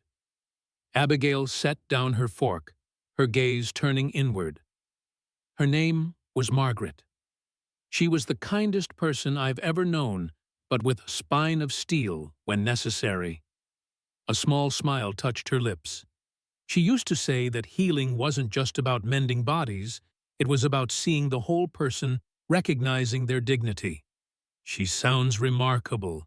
She was. Abigail's fingers traced an invisible pattern on the tablecloth. "Our home was always open to those in need. The poor, the desperate people turned away by conventional doctors. They came at all hours, and she never refused anyone." "That must have been difficult for you as a child." "Sometimes, but it taught me compassion, taught me to see beyond appearances." Her eyes met his. "Like you with your nursing during the war. You understand what it means to help others at their most vulnerable." Garrett stiffened slightly. "How did you know about that?" "Solomon mentioned it, said you had healing hands before the grief took hold." Abigail's gaze was gentle but direct. "Is that why you stopped the grief?" No one had asked him that question before, not so plainly, without judgment or pity. For a moment, Garrett considered deflecting, changing the subject, as he always did when conversation veered too close to his pain. Instead, he found himself answering honestly. "Partly. After Rebecca died, after I couldn't save her, I lost faith in my abilities. What good were all those skills if they failed when I needed them most?" "I understand." And her eyes said she truly did. "My mother couldn't heal herself either. Our gift works on others, never on ourselves, or those sharing our blood." The revelation struck Garrett like a physical blow. So even if you'd been there when your mother was dying, I couldn't have saved her." Abigail's voice was steady, but her hands trembled slightly. "Just as you couldn't have saved Rebecca no matter what you knew or did. Some things are beyond our control." The simple truth of it, spoken without platitudes or false comfort, loosened something in Garrett's chest. A knot of guilt he'd carried for 3 long years began ever so slightly to unravel. They finished breakfast in silence, but it was a different kind of silence than before. Not the careful distance of strangers, but the shared understanding of two people who had glimpsed each other's deepest wounds. After clearing the dishes, Garrett prepared to ride to Solomon's homestead. As he saddled his horse, Abigail approached her medical case in hand. "Take this," she said, pressing a small cloth packet into his palm. "Herbs for Solomon's arthritis. Tell him to brew them in tea morning and night." Garrett nodded, tucking the packet into his shirt pocket. "Stay alert while I'm gone. Keep the rifle close." "I will." He hesitated, wanting to say more, but unsure of the words. In the end, he simply nodded again and mounted his horse.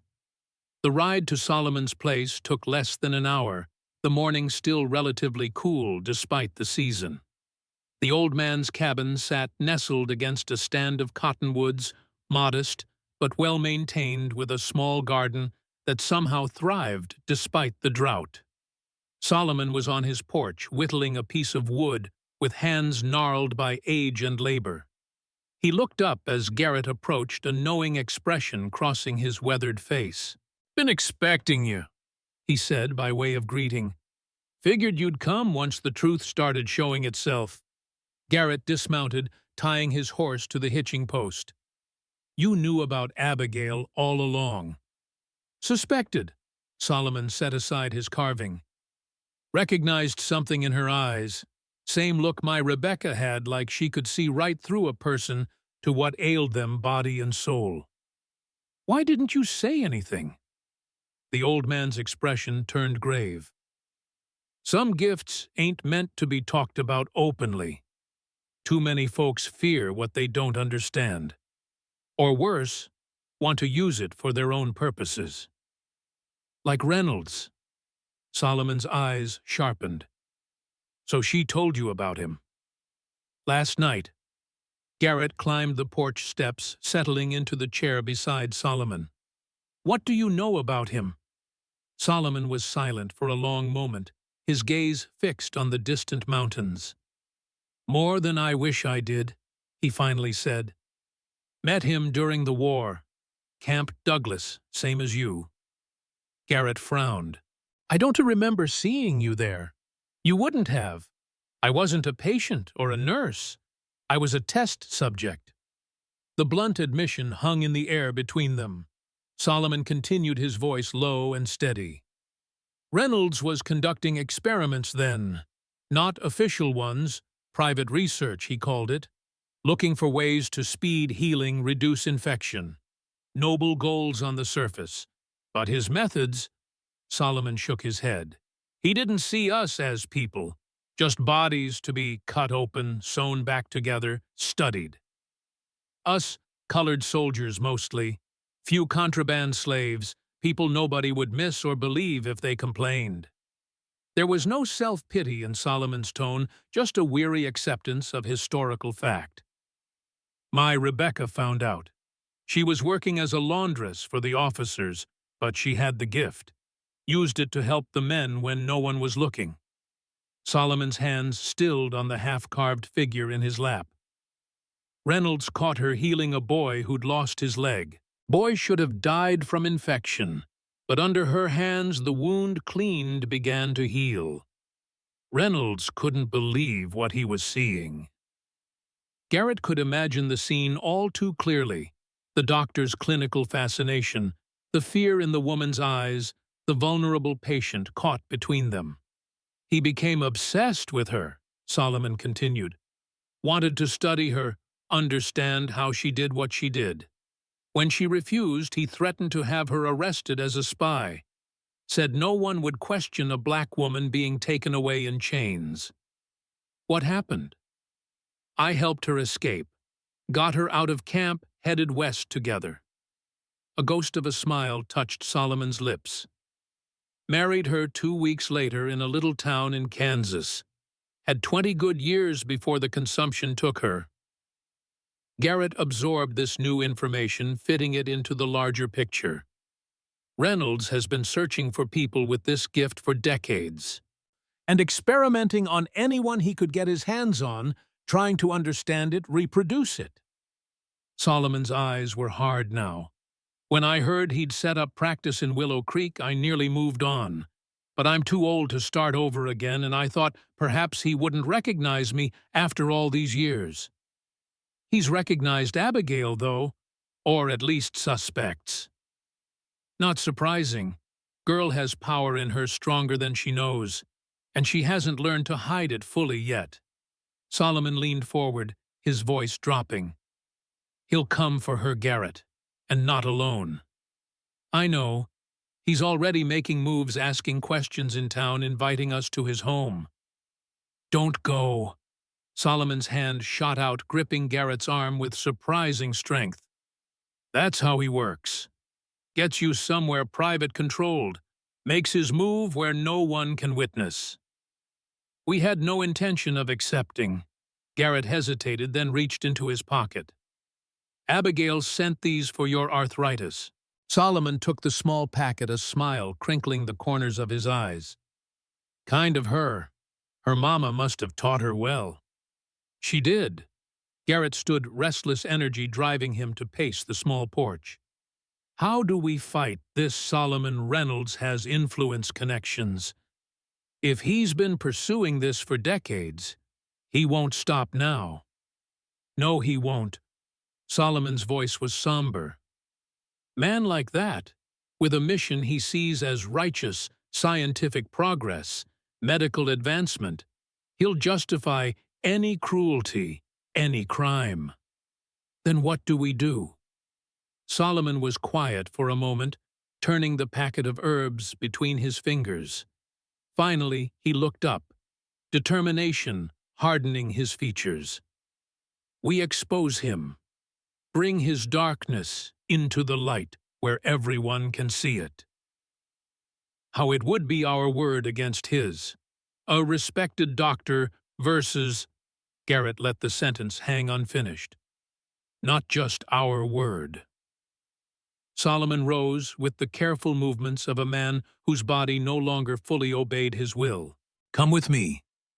He led Garrett into the cabin and to an old trunk in the corner.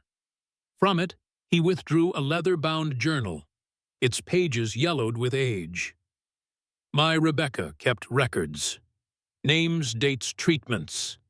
And later, what she observed of Reynolds's experiments. He handed the journal to Garrett. She believed someday someone would need to know the truth. Garrett opened the book carefully. Inside, a neat feminine hand had documented dozens of cases, soldiers with wounds that should have been fatal, their miraculous recoveries, and parallel notes about Reynolds's attempts to replicate these healings through conventional methods. The later entries were darker, detailed descriptions of experiments performed on unwilling subjects, lists of deaths, records of Reynolds's growing obsession with isolating the healing factor in blood and tissue. This is... Garrett couldn't find words. Evidence, Solomon supplied. Not enough on its own, perhaps. But combined with Abigail's testimony, my witness, and whatever records Reynolds has kept of his own work, it could be enough to discredit him at least.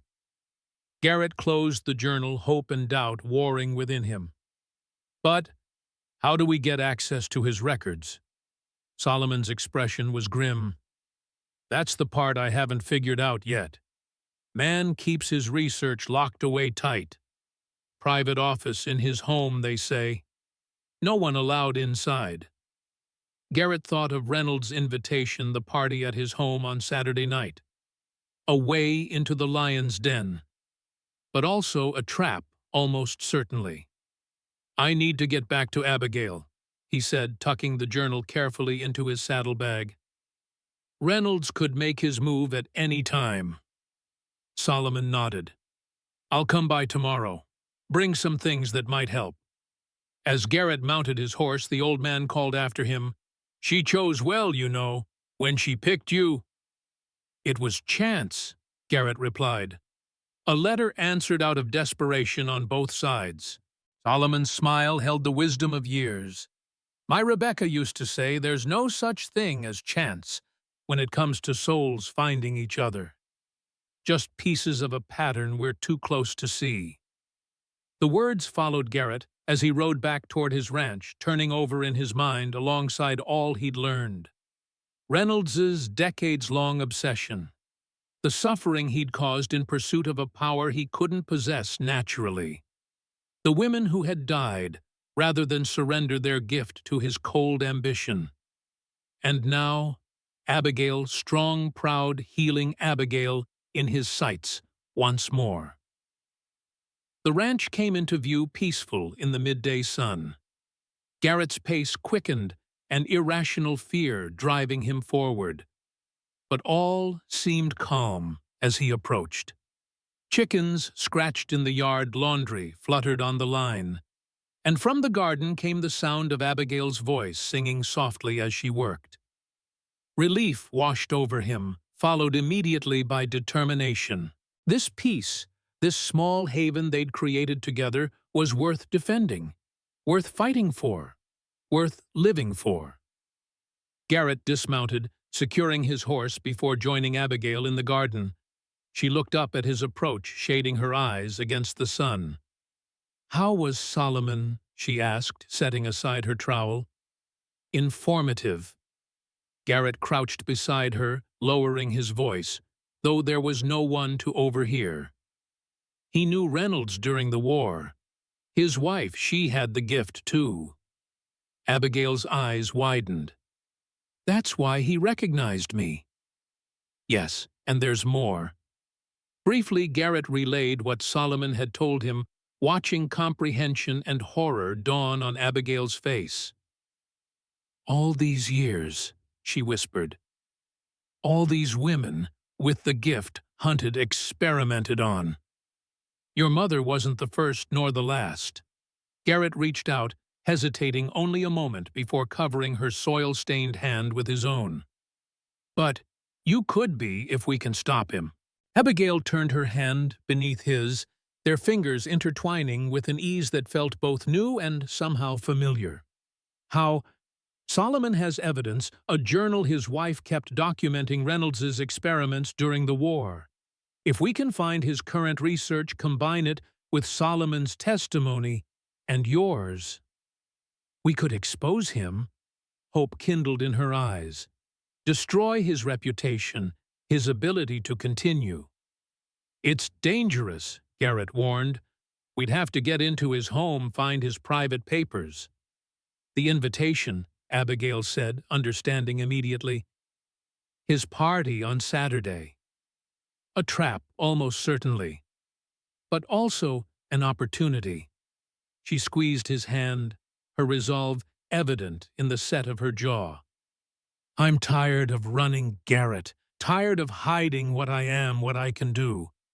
It was the first time she'd used his given name, and the sound of it in her voice sent a warmth through him that had nothing to do with the summer heat. If we do this, he said carefully, we do it together. No heroics, no sacrifices. We get in, find what we need, and get out. Together, she agreed, her eyes holding his with an intensity that made his breath catch. For a moment, they remained thus connected by clasped hands and shared purpose, the garden quiet around them, save for the gentle rustle of green leaves in the hot breeze. Then Abigail smiled, a real smile that reached her eyes and transformed her face from merely beautiful to radiant. You should see what's growing, she said, gesturing to the neat rows of plants. The beans are already flowering, and the squash has doubled in size since yesterday. Garrett looked where she indicated, marveling at the vibrant green pushing through the once barren soil. It's remarkable. Life wants to thrive, she said simply. It just needs the right conditions. A little care, a little patience. The same might be said Garrett thought of hearts long dormant, of feelings he'd believed forever buried with Rebecca. That evening, as shadows lengthened across the land, Garrett and Abigail sat on the porch, planning their approach to Reynolds's gathering. The invitation had specified 8 o'clock Saturday evening, just 2 days away. "We'll need a distraction," Garrett said, sketching a rough layout of the doctor's home based on what he remembered from his one visit to the office. "Something to draw attention away from us while we search his study." "I can provide that," Abigail replied. "Reynolds wants to observe my talents. I'll give him something to observe, just enough to keep him intrigued while you find his papers." Garrett frowned. "I don't like the idea of using you as bait." "It's the most logical approach. He's interested in me, not you. And I know how to manage men like Reynolds, how to seem cooperative while revealing nothing of real value." "It's still too dangerous. What if he tries to isolate you, get you alone? Then I'll make sure we're never out of sight of the other guests." Abigail's expression was determined. "This is our best chance, Garrett, perhaps our only chance to end this for good." Before he could respond, the sound of approaching hoofbeats drew their attention. A rider was coming up the road, not Solomon's familiar figure, but a woman on a fine bay mare. "Mrs. Whitfield," Garrett murmured, recognizing the straight-backed posture and distinctive hat of Willow Creek's moral guardian. Abigail tensed beside him. "The letter from Boston. She must have information." "Let me handle this," Garrett said, rising to meet their unexpected visitor. Eleanor Whitfield reined in her horse with practiced precision, her sharp eyes taking in the scene, Garrett and Abigail sitting close together on the porch, the flourishing garden, the general air of domesticity that had been absent from the Sullivan Ranch for years. "Mr. Sullivan," she greeted with a curt nod. "Miss Morgan, I hope I'm not interrupting." "Not at all, Mrs. Whitfield," Garrett replied, moving to help her dismount. "What brings you out this way?" The woman adjusted her skirts, her expression a careful mask of polite interest. "I've been remiss in my Christian duty to welcome newcomers to our community. I thought it high time I paid a proper call on Miss Morgan." It was a thin excuse, and they all knew it. But social convention demanded they maintain the pretense.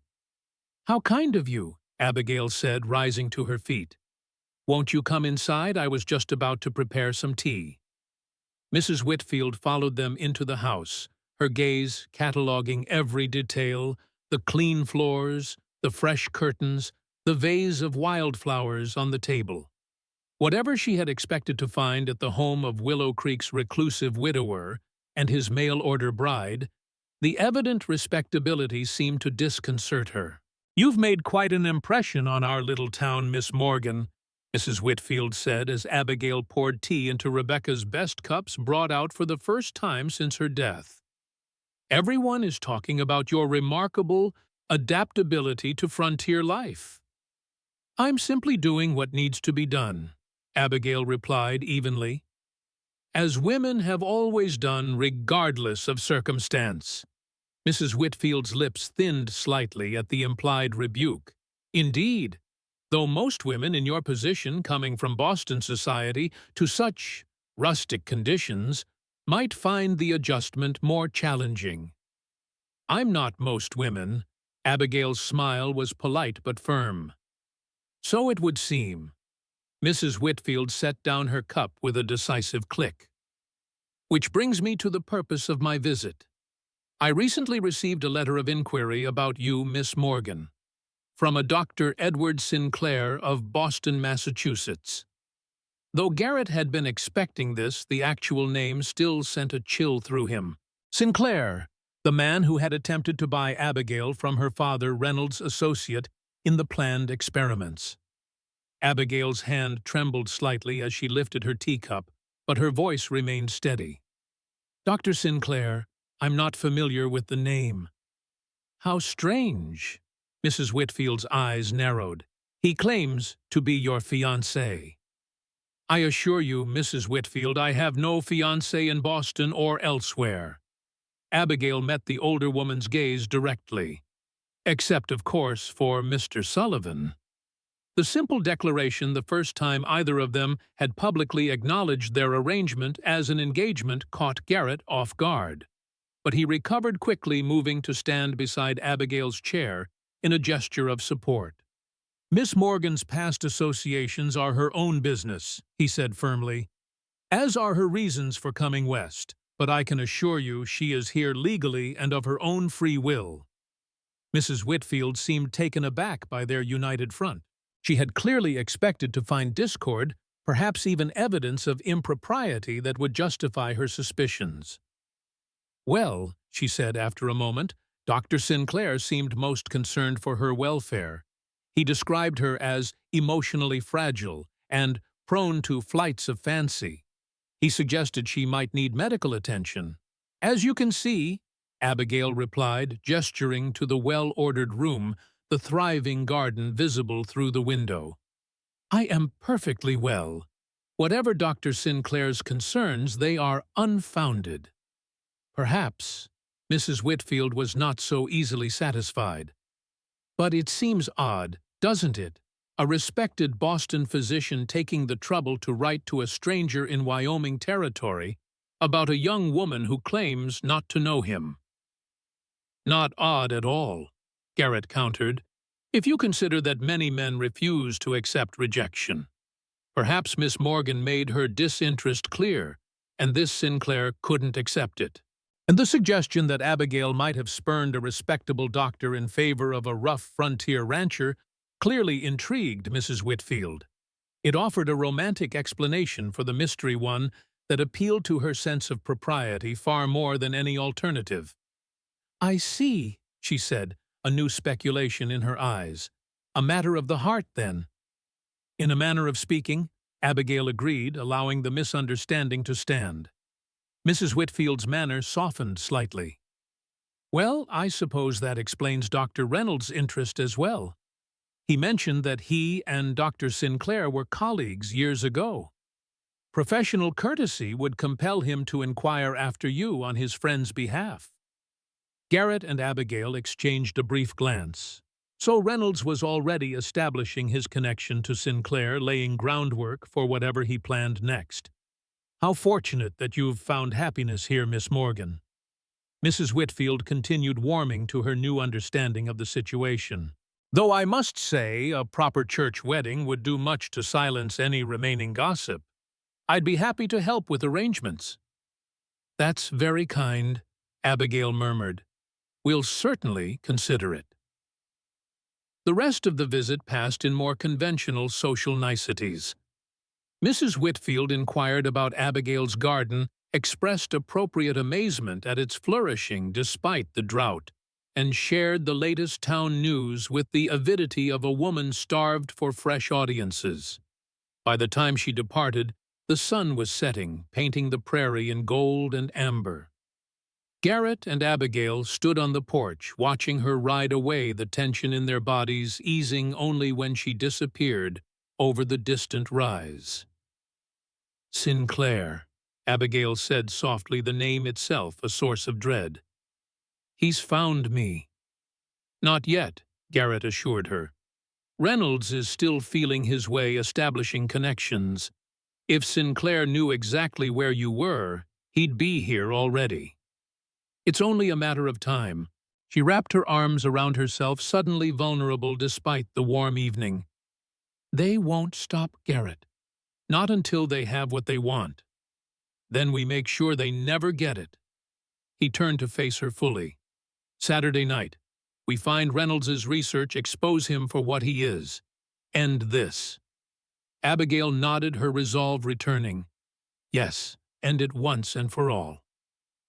As darkness settled over the land, they returned inside, closing the door against the gathering night, and whatever dangers it might hold. Saturday arrived clear and hot, the sun beating down from a cloudless sky. Garrett spent the morning checking and rechecking their plan, going over the layout of Reynolds's home, establishing Signal's escape routes. Solomon arrived mid-afternoon, bringing with him several items he thought might help: a small pry bar for locked drawers, a pouch of herbs that, when burned, would create a diversion if needed, and, most surprisingly, a delicate evening gown that had once belonged to his Rebecca. For Abigail, he explained, handling the garment with reverent care. Reynolds expects a certain appearance. Best not to disappoint. The dress was simple by Eastern standards, but elegant, deep blue silk with modest trim, slightly old-fashioned, but still respectable. When Abigail emerged from her room wearing it, her hair arranged in a sophisticated knot at the nape of her neck, both men fell silent. She looked every inch the Boston lady she claimed to be, refined, educated, and undeniably beautiful. Only the determination in her eyes betrayed the steel beneath the silk. "Will I do?" she asked, smoothing the skirt with nervous hands. "You'll more than do," Garrett replied, his voice rougher than he intended. "You'll be the center of attention." "That's the idea." Her smile was tight but genuine. "Keep all eyes on me while you find what we need." As the sun began its descent toward the western mountains, Garrett hitched the horses to the wagon. He had briefly considered borrowing Solomon's buggy, more appropriate for a social call, but decided that maintaining their usual appearance was safer. Reynolds would be watching for any deviation from routine, any sign that they suspected his true intentions. Solomon would remain at the ranch, ready to come to their aid if they didn't return by midnight. The old man embraced Abigail before they left, murmuring something in her ear that Garrett couldn't hear, but that brought tears to her eyes and a firm nod of agreement. "Be careful," Solomon warned as they climbed into the wagon. "Reynolds is cunning, and he's had decades to perfect his methods. Don't underestimate him." "We won't," Garrett assured him, taking up the reins. As they drove toward town, the setting sun at their backs, neither spoke much. The weight of what they were attempting, confronting a powerful man with decades of influence and resources, pressed heavily upon them. Willow Creek looked different in the gathering dusk. Lamps glowed in windows, casting warm light onto the dusty street. A few townsfolk nodded greetings as Garrett guided the wagon toward the impressive two-story structure that housed both Reynolds's medical practice and his private residence. Already, several horses and carriages were tied outside, indicating that other guests had arrived. Music drifted from the open windows, a piano played with professional skill and unusual luxury in their frontier town. "Remember," Garrett said as he helped Abigail down from the wagon, "stay where others can see you. If Reynolds tries to separate you from the group, I'll make an excuse, return to the main room," she finished. "And if you're not back from his study within half an hour, create a distraction, then meet me at the wagon." He squeezed her hand briefly. "Be careful." "You too." Together, they climbed the steps to Reynolds's front door. Before Garrett could knock, it swung open, revealing the doctor himself, impeccably dressed in evening attire that would not have looked out of place in Boston or New York. "Mr. Sullivan, Mrs. Morgan." Reynolds's perfect smile appeared beneath his neatly trimmed beard. "How delightful that you could join us. Please come in." The interior of Reynolds's home was as impressive as its exterior: polished wood floors, expensive furnishings, oil paintings in gilded frames. A dozen or so guests mingled in the front parlor, their conversation creating a gentle hum beneath the piano music. Garrett recognized most of them: the mayor and his wife, the bank president, Mrs. Whitfield, and her sickly daughter Lucy, a few of the wealthier ranchers from the area. The elite of Willow Creek gathered to pay court to the town's most prestigious resident. "Miss Morgan," Reynolds said, taking Abigail's hand with practiced gallantry, "you must allow me to introduce you to our little society. We so rarely have the pleasure of welcoming someone with your background to our humble community." There was something predatory in the way Reynolds emphasized certain words, a subtle menace beneath his polished manners. But Abigail merely smiled, playing her role to perfection. "How kind of you, Dr. Reynolds. I'd be delighted."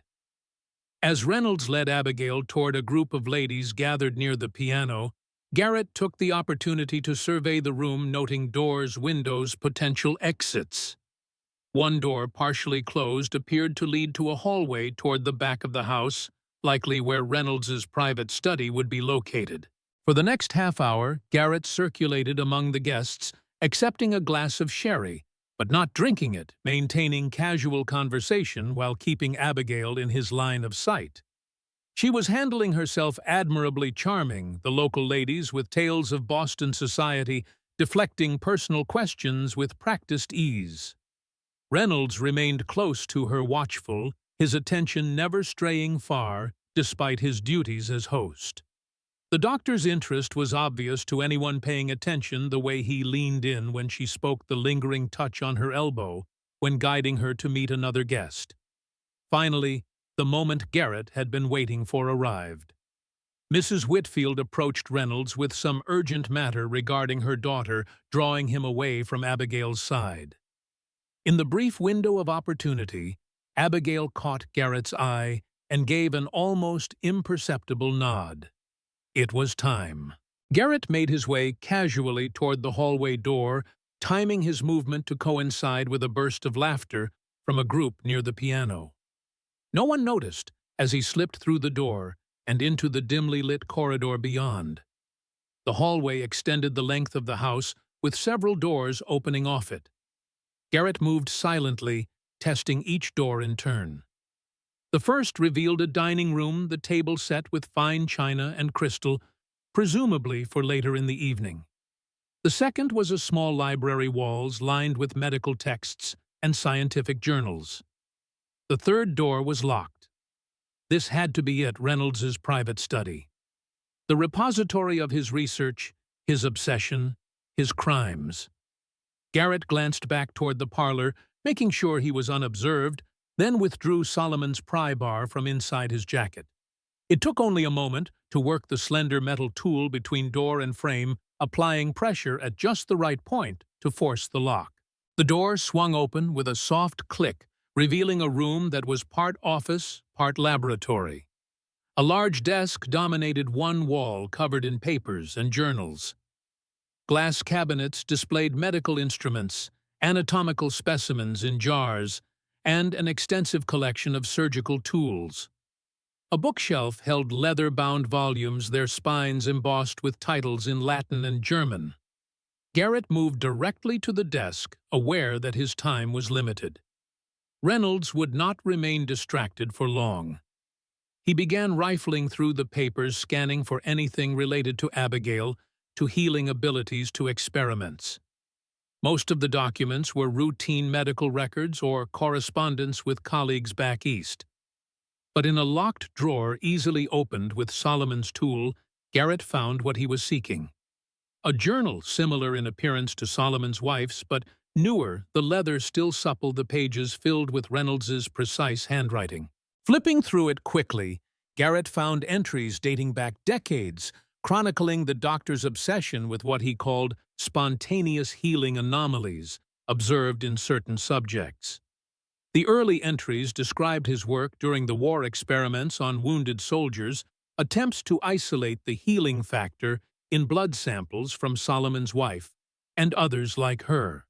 Later pages detailed his time in Boston, his collaboration with Sinclair, his discovery of Margaret Morgan, and her remarkable abilities. And most damning of all, a detailed account of the tests performed on Margaret, the progressive weakening of her body, as they extracted blood tissue, bone marrow, searching for the secret of her gift. The clinical description of her death, not from pneumonia, as officially reported, but from systematic organ failure brought on by their relentless experimentation. Garrett's hands shook with rage as he read. The monstrous callousness of it, treating a human being as nothing more than a specimen, a puzzle to be taken apart piece by piece. And in the final pages, Reynolds's discovery of Abigail's existence, his recognition that she had inherited her mother's gift, his careful plan to acquire her through Sinclair's arranged marriage. His fury when she disappeared, the resources expended, tracking her westward movement, the triumphant entry when he finally located her in Willow Creek. The Morgan girl is here living in the home of a reclusive rancher named Sullivan. Initial reports confirm she possesses the healing anomaly, perhaps even stronger than her mother's. With proper isolation and systematic testing, I believe I can finally isolate the mechanism. Sinclair arrives next week. We will proceed immediately. The last entry was dated yesterday. Sinclair was coming. Not just inquiring from Boston, but physically coming to Willow Creek. They had even less time than they'd thought. Garrett tucked the journal inside his jacket and quickly searched the rest of the desk, finding additional evidence letters between Reynolds and Sinclair, detailed protocols for the planned experiments on Abigail, even a legal document purporting to give Sinclair guardianship over her as his mentally unstable fiancée. He was gathering these papers when a noise at the door made him freeze. Finding what you're looking for, Mr. Sullivan, Reynolds stood in the doorway, his perfect smile now a cold, hard line, his eyes glittering with dangerous intelligence. I know exactly what you are, Garrett said, straightening to his full height. What you've done. To Margaret Morgan, to Solomon's wife, to countless others. Pioneers are often misunderstood, Reynolds replied with chilling calm. What I seek will revolutionize medicine. Imagine a world where wounds heal instantly, where no injury is fatal, where disease is conquered by the body's own enhanced abilities. At what cost? How many women have to die for your revolution? Reynolds shrugged as if the question were of no consequence. Progress requires sacrifice. Always has always will. Not this kind of sacrifice. Garrett's hand moved toward the gun hidden beneath his jacket. It ends here, Reynolds.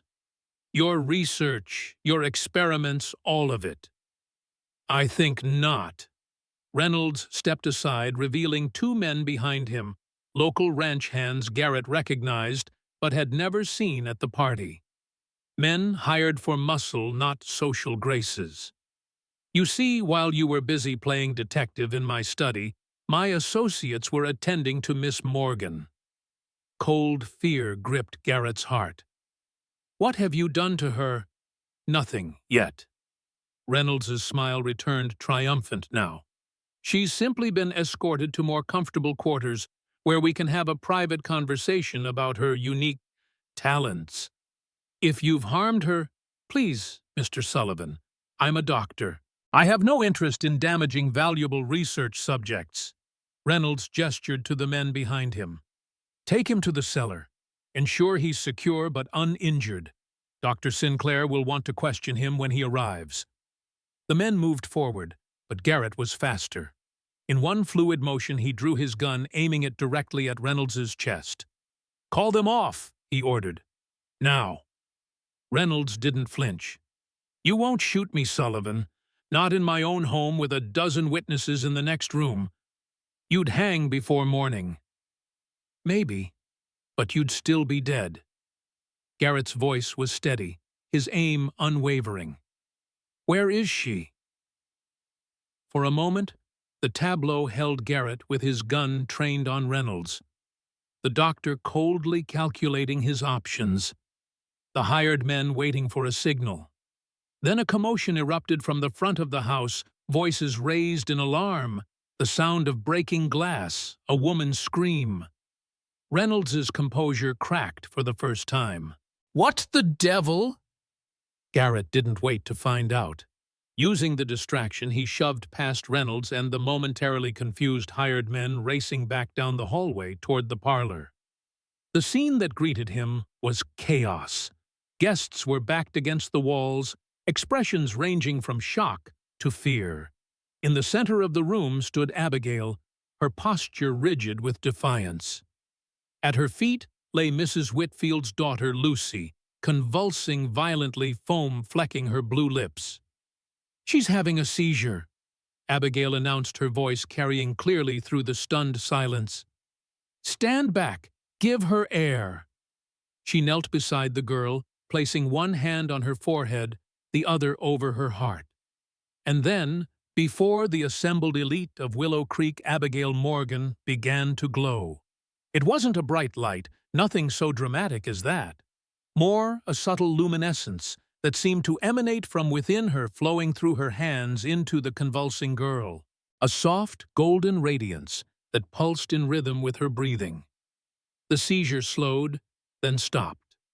Color returned to Lucy's face, her breathing steadied, and her eyes fluttered open, clear and aware for perhaps the first time in years.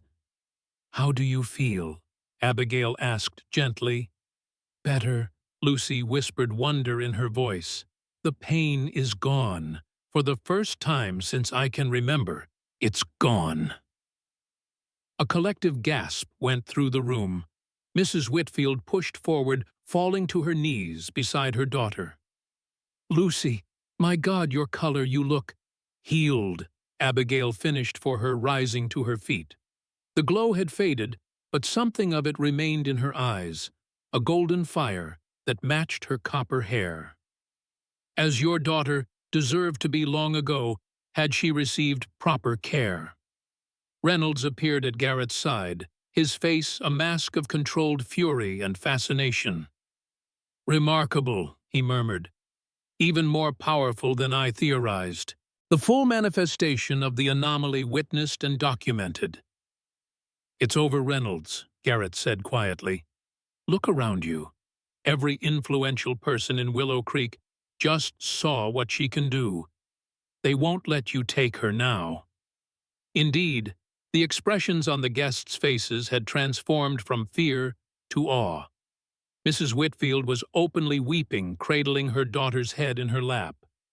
The mayor was crossing himself, murmuring about miracles. Even the hired men had backed away, unwilling to move against something they didn't understand. Reynolds's perfect composure finally shattered. "You fools," he spat. "She's not divine. She's a biological anomaly.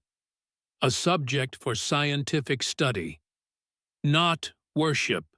She's a human being," Garrett countered, his voice rising to ensure everyone heard. "One you planned to experiment on until she died, just like you did to her mother." He pulled the journal from inside his jacket, holding it up for all to see. "It's all here, records of his experiments during the war, the women he's tortured and killed in the name of science, his plans for Abigail. Years of crimes documented in his own hand." The mayor stepped forward, his face grave. "Is this true, Reynolds?" "Of course not," the doctor scoffed. "Sullivan is delusional, obsessed with his mail-order bride. These are private medical records being misinterpreted by a layman." "Then you won't mind if we read them?" The bank president suggested, his usual deference to Reynolds notably absent. "If there's nothing improper, you have nothing to fear from scrutiny." Reynolds' eyes darted around the room, evaluating his rapidly diminishing options. Then, with the desperation of a cornered animal, he lunged toward Abigail, producing a syringe from inside his jacket. "Nobody move!" he shouted, grabbing her arm and pressing the needle against her neck. "This contains enough morphine to kill her instantly. I'll not lose years of research to superstition and ignorance." The room froze, the moment balanced on a knife's edge. Garrett took a careful step forward, his gun still in hand, but now pointed at the floor. "Think, Reynolds," he said evenly. "You can't escape. Even if you kill her, you'll hang for it. There are too many witnesses." "I don't need to escape," Reynolds snarled. "I just need to extract what I came for." He pressed the needle harder against Abigail's skin. The healing factor is in her blood, her tissue. Even dead, she'll provide what I need. No. Abigail's voice was calm, almost pitying.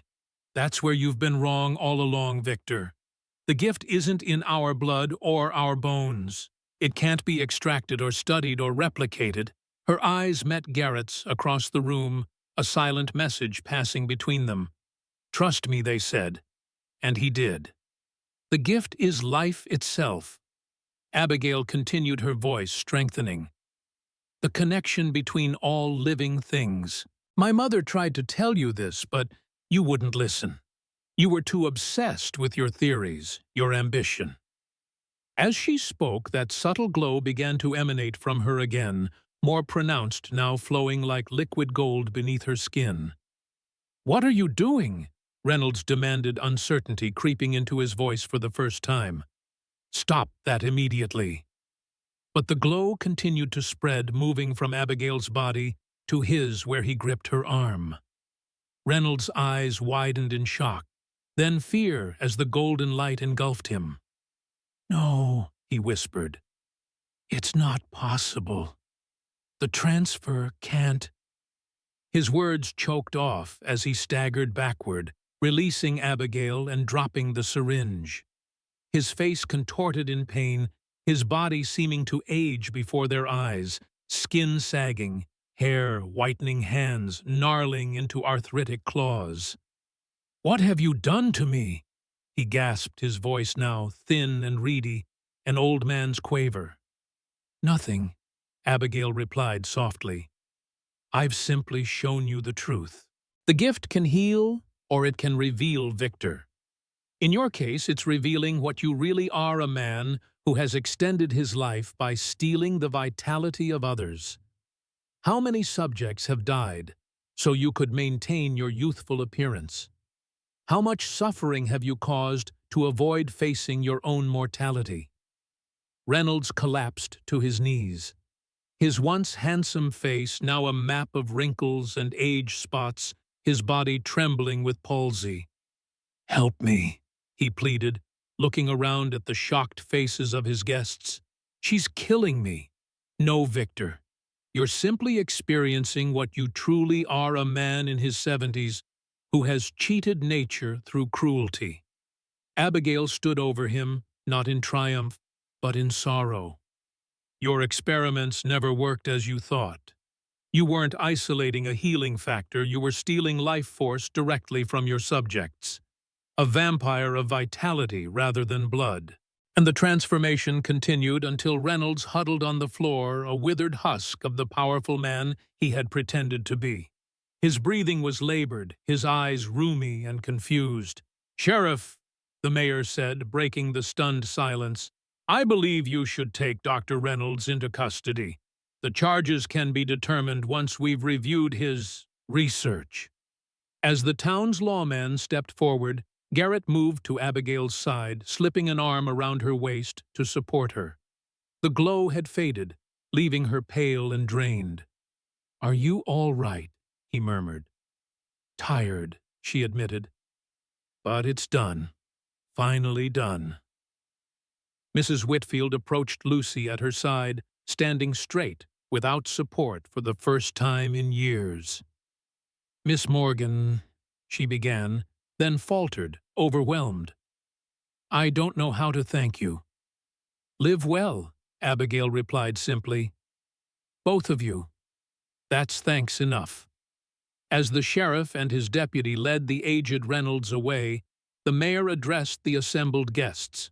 I think we can all agree that what we've witnessed tonight stays within these walls, for the good of our community and for Miss Morgan's privacy. Murmurs of agreement ran through the crowd. Whatever they had seen, miracle or medical anomaly, they understood instinctively that it was not for public consumption, not for outsiders to dissect or exploit. Garrett retrieved his hat, placing a protective arm around Abigail. If you'll excuse us, he said to no one in particular, I believe it's time we went home. No one tried to stop them as they left Reynolds's house and walked to their waiting wagon. The night was clear and cool, stars blazing overhead in the vast Wyoming sky, indifferent to the human drama that had unfolded beneath them. As Garrett helped Abigail into the wagon, she swayed slightly, exhaustion evident in every line of her body. "Lean on me," he said, settling beside her and taking up the reins. "Rest now. It's over." "Ah, quite," she murmured, her head finding his shoulder. "Sinclair is still coming. Let him come. Reynolds's journal will be evidence against him too. And if that's not enough," Garrett's arm tightened around her, "we'll face him together." They rode in silence for a time, the rhythm of the horses' hooves a soothing counterpoint to the night sounds of the prairie. Abigail's breathing deepened, her body relaxing against his as fatigue claimed her. Looking down at her sleeping form, copper hair silvered by moonlight, Garrett felt a certainty he hadn't known since before Rebecca's death. A rightness, a belonging that transcended logic or caution. "I love you," he whispered to the sleeping woman beside him, testing the words he'd sworn never to speak again. They felt strange on his tongue, but true. Necessary. Whether it was chance or fate that had brought Abigail Morgan to his door, Garrett Sullivan no longer cared. She had come, and in doing so had brought him back to life as surely as she had healed Lucy Whitfield. The ranch appeared ahead, lamplight glowing in the windows where Solomon kept watch. Home, Garrett thought. Not just a place of refuge from grief anymore, but a place of possibility, of future. As the wagon rolled to a stop, Solomon emerged from the house, relief visible on his weathered face. "You're back," he said simply. "Both of you." "We're back," Garrett confirmed, gathering Abigail gently in his arms. "And Reynolds won't trouble anyone again." Later, with Abigail settled safely in her bed, and Solomon gone home with the promise to return tomorrow, Garrett stood on the porch, watching the first hint of dawn lighten the eastern sky. A new day. A new beginning. In the quiet of the early morning, he thought of Rebecca, not with the sharp pain of grief, but with a gentler remembrance. She would have approved of Abigail, he knew, would have recognized in her the same strength, the same capacity for love, despite hardship. "I kept my first promise to you," he murmured to the fading stars. "I survived. Now I'm making a new one to live again, fully." As if in answer, a warm breeze stirred the air, carrying the scent of Abigail's garden green, and growing things defying the drought, reaching toward the sun. Life finding a way as it always did, as it would for them together.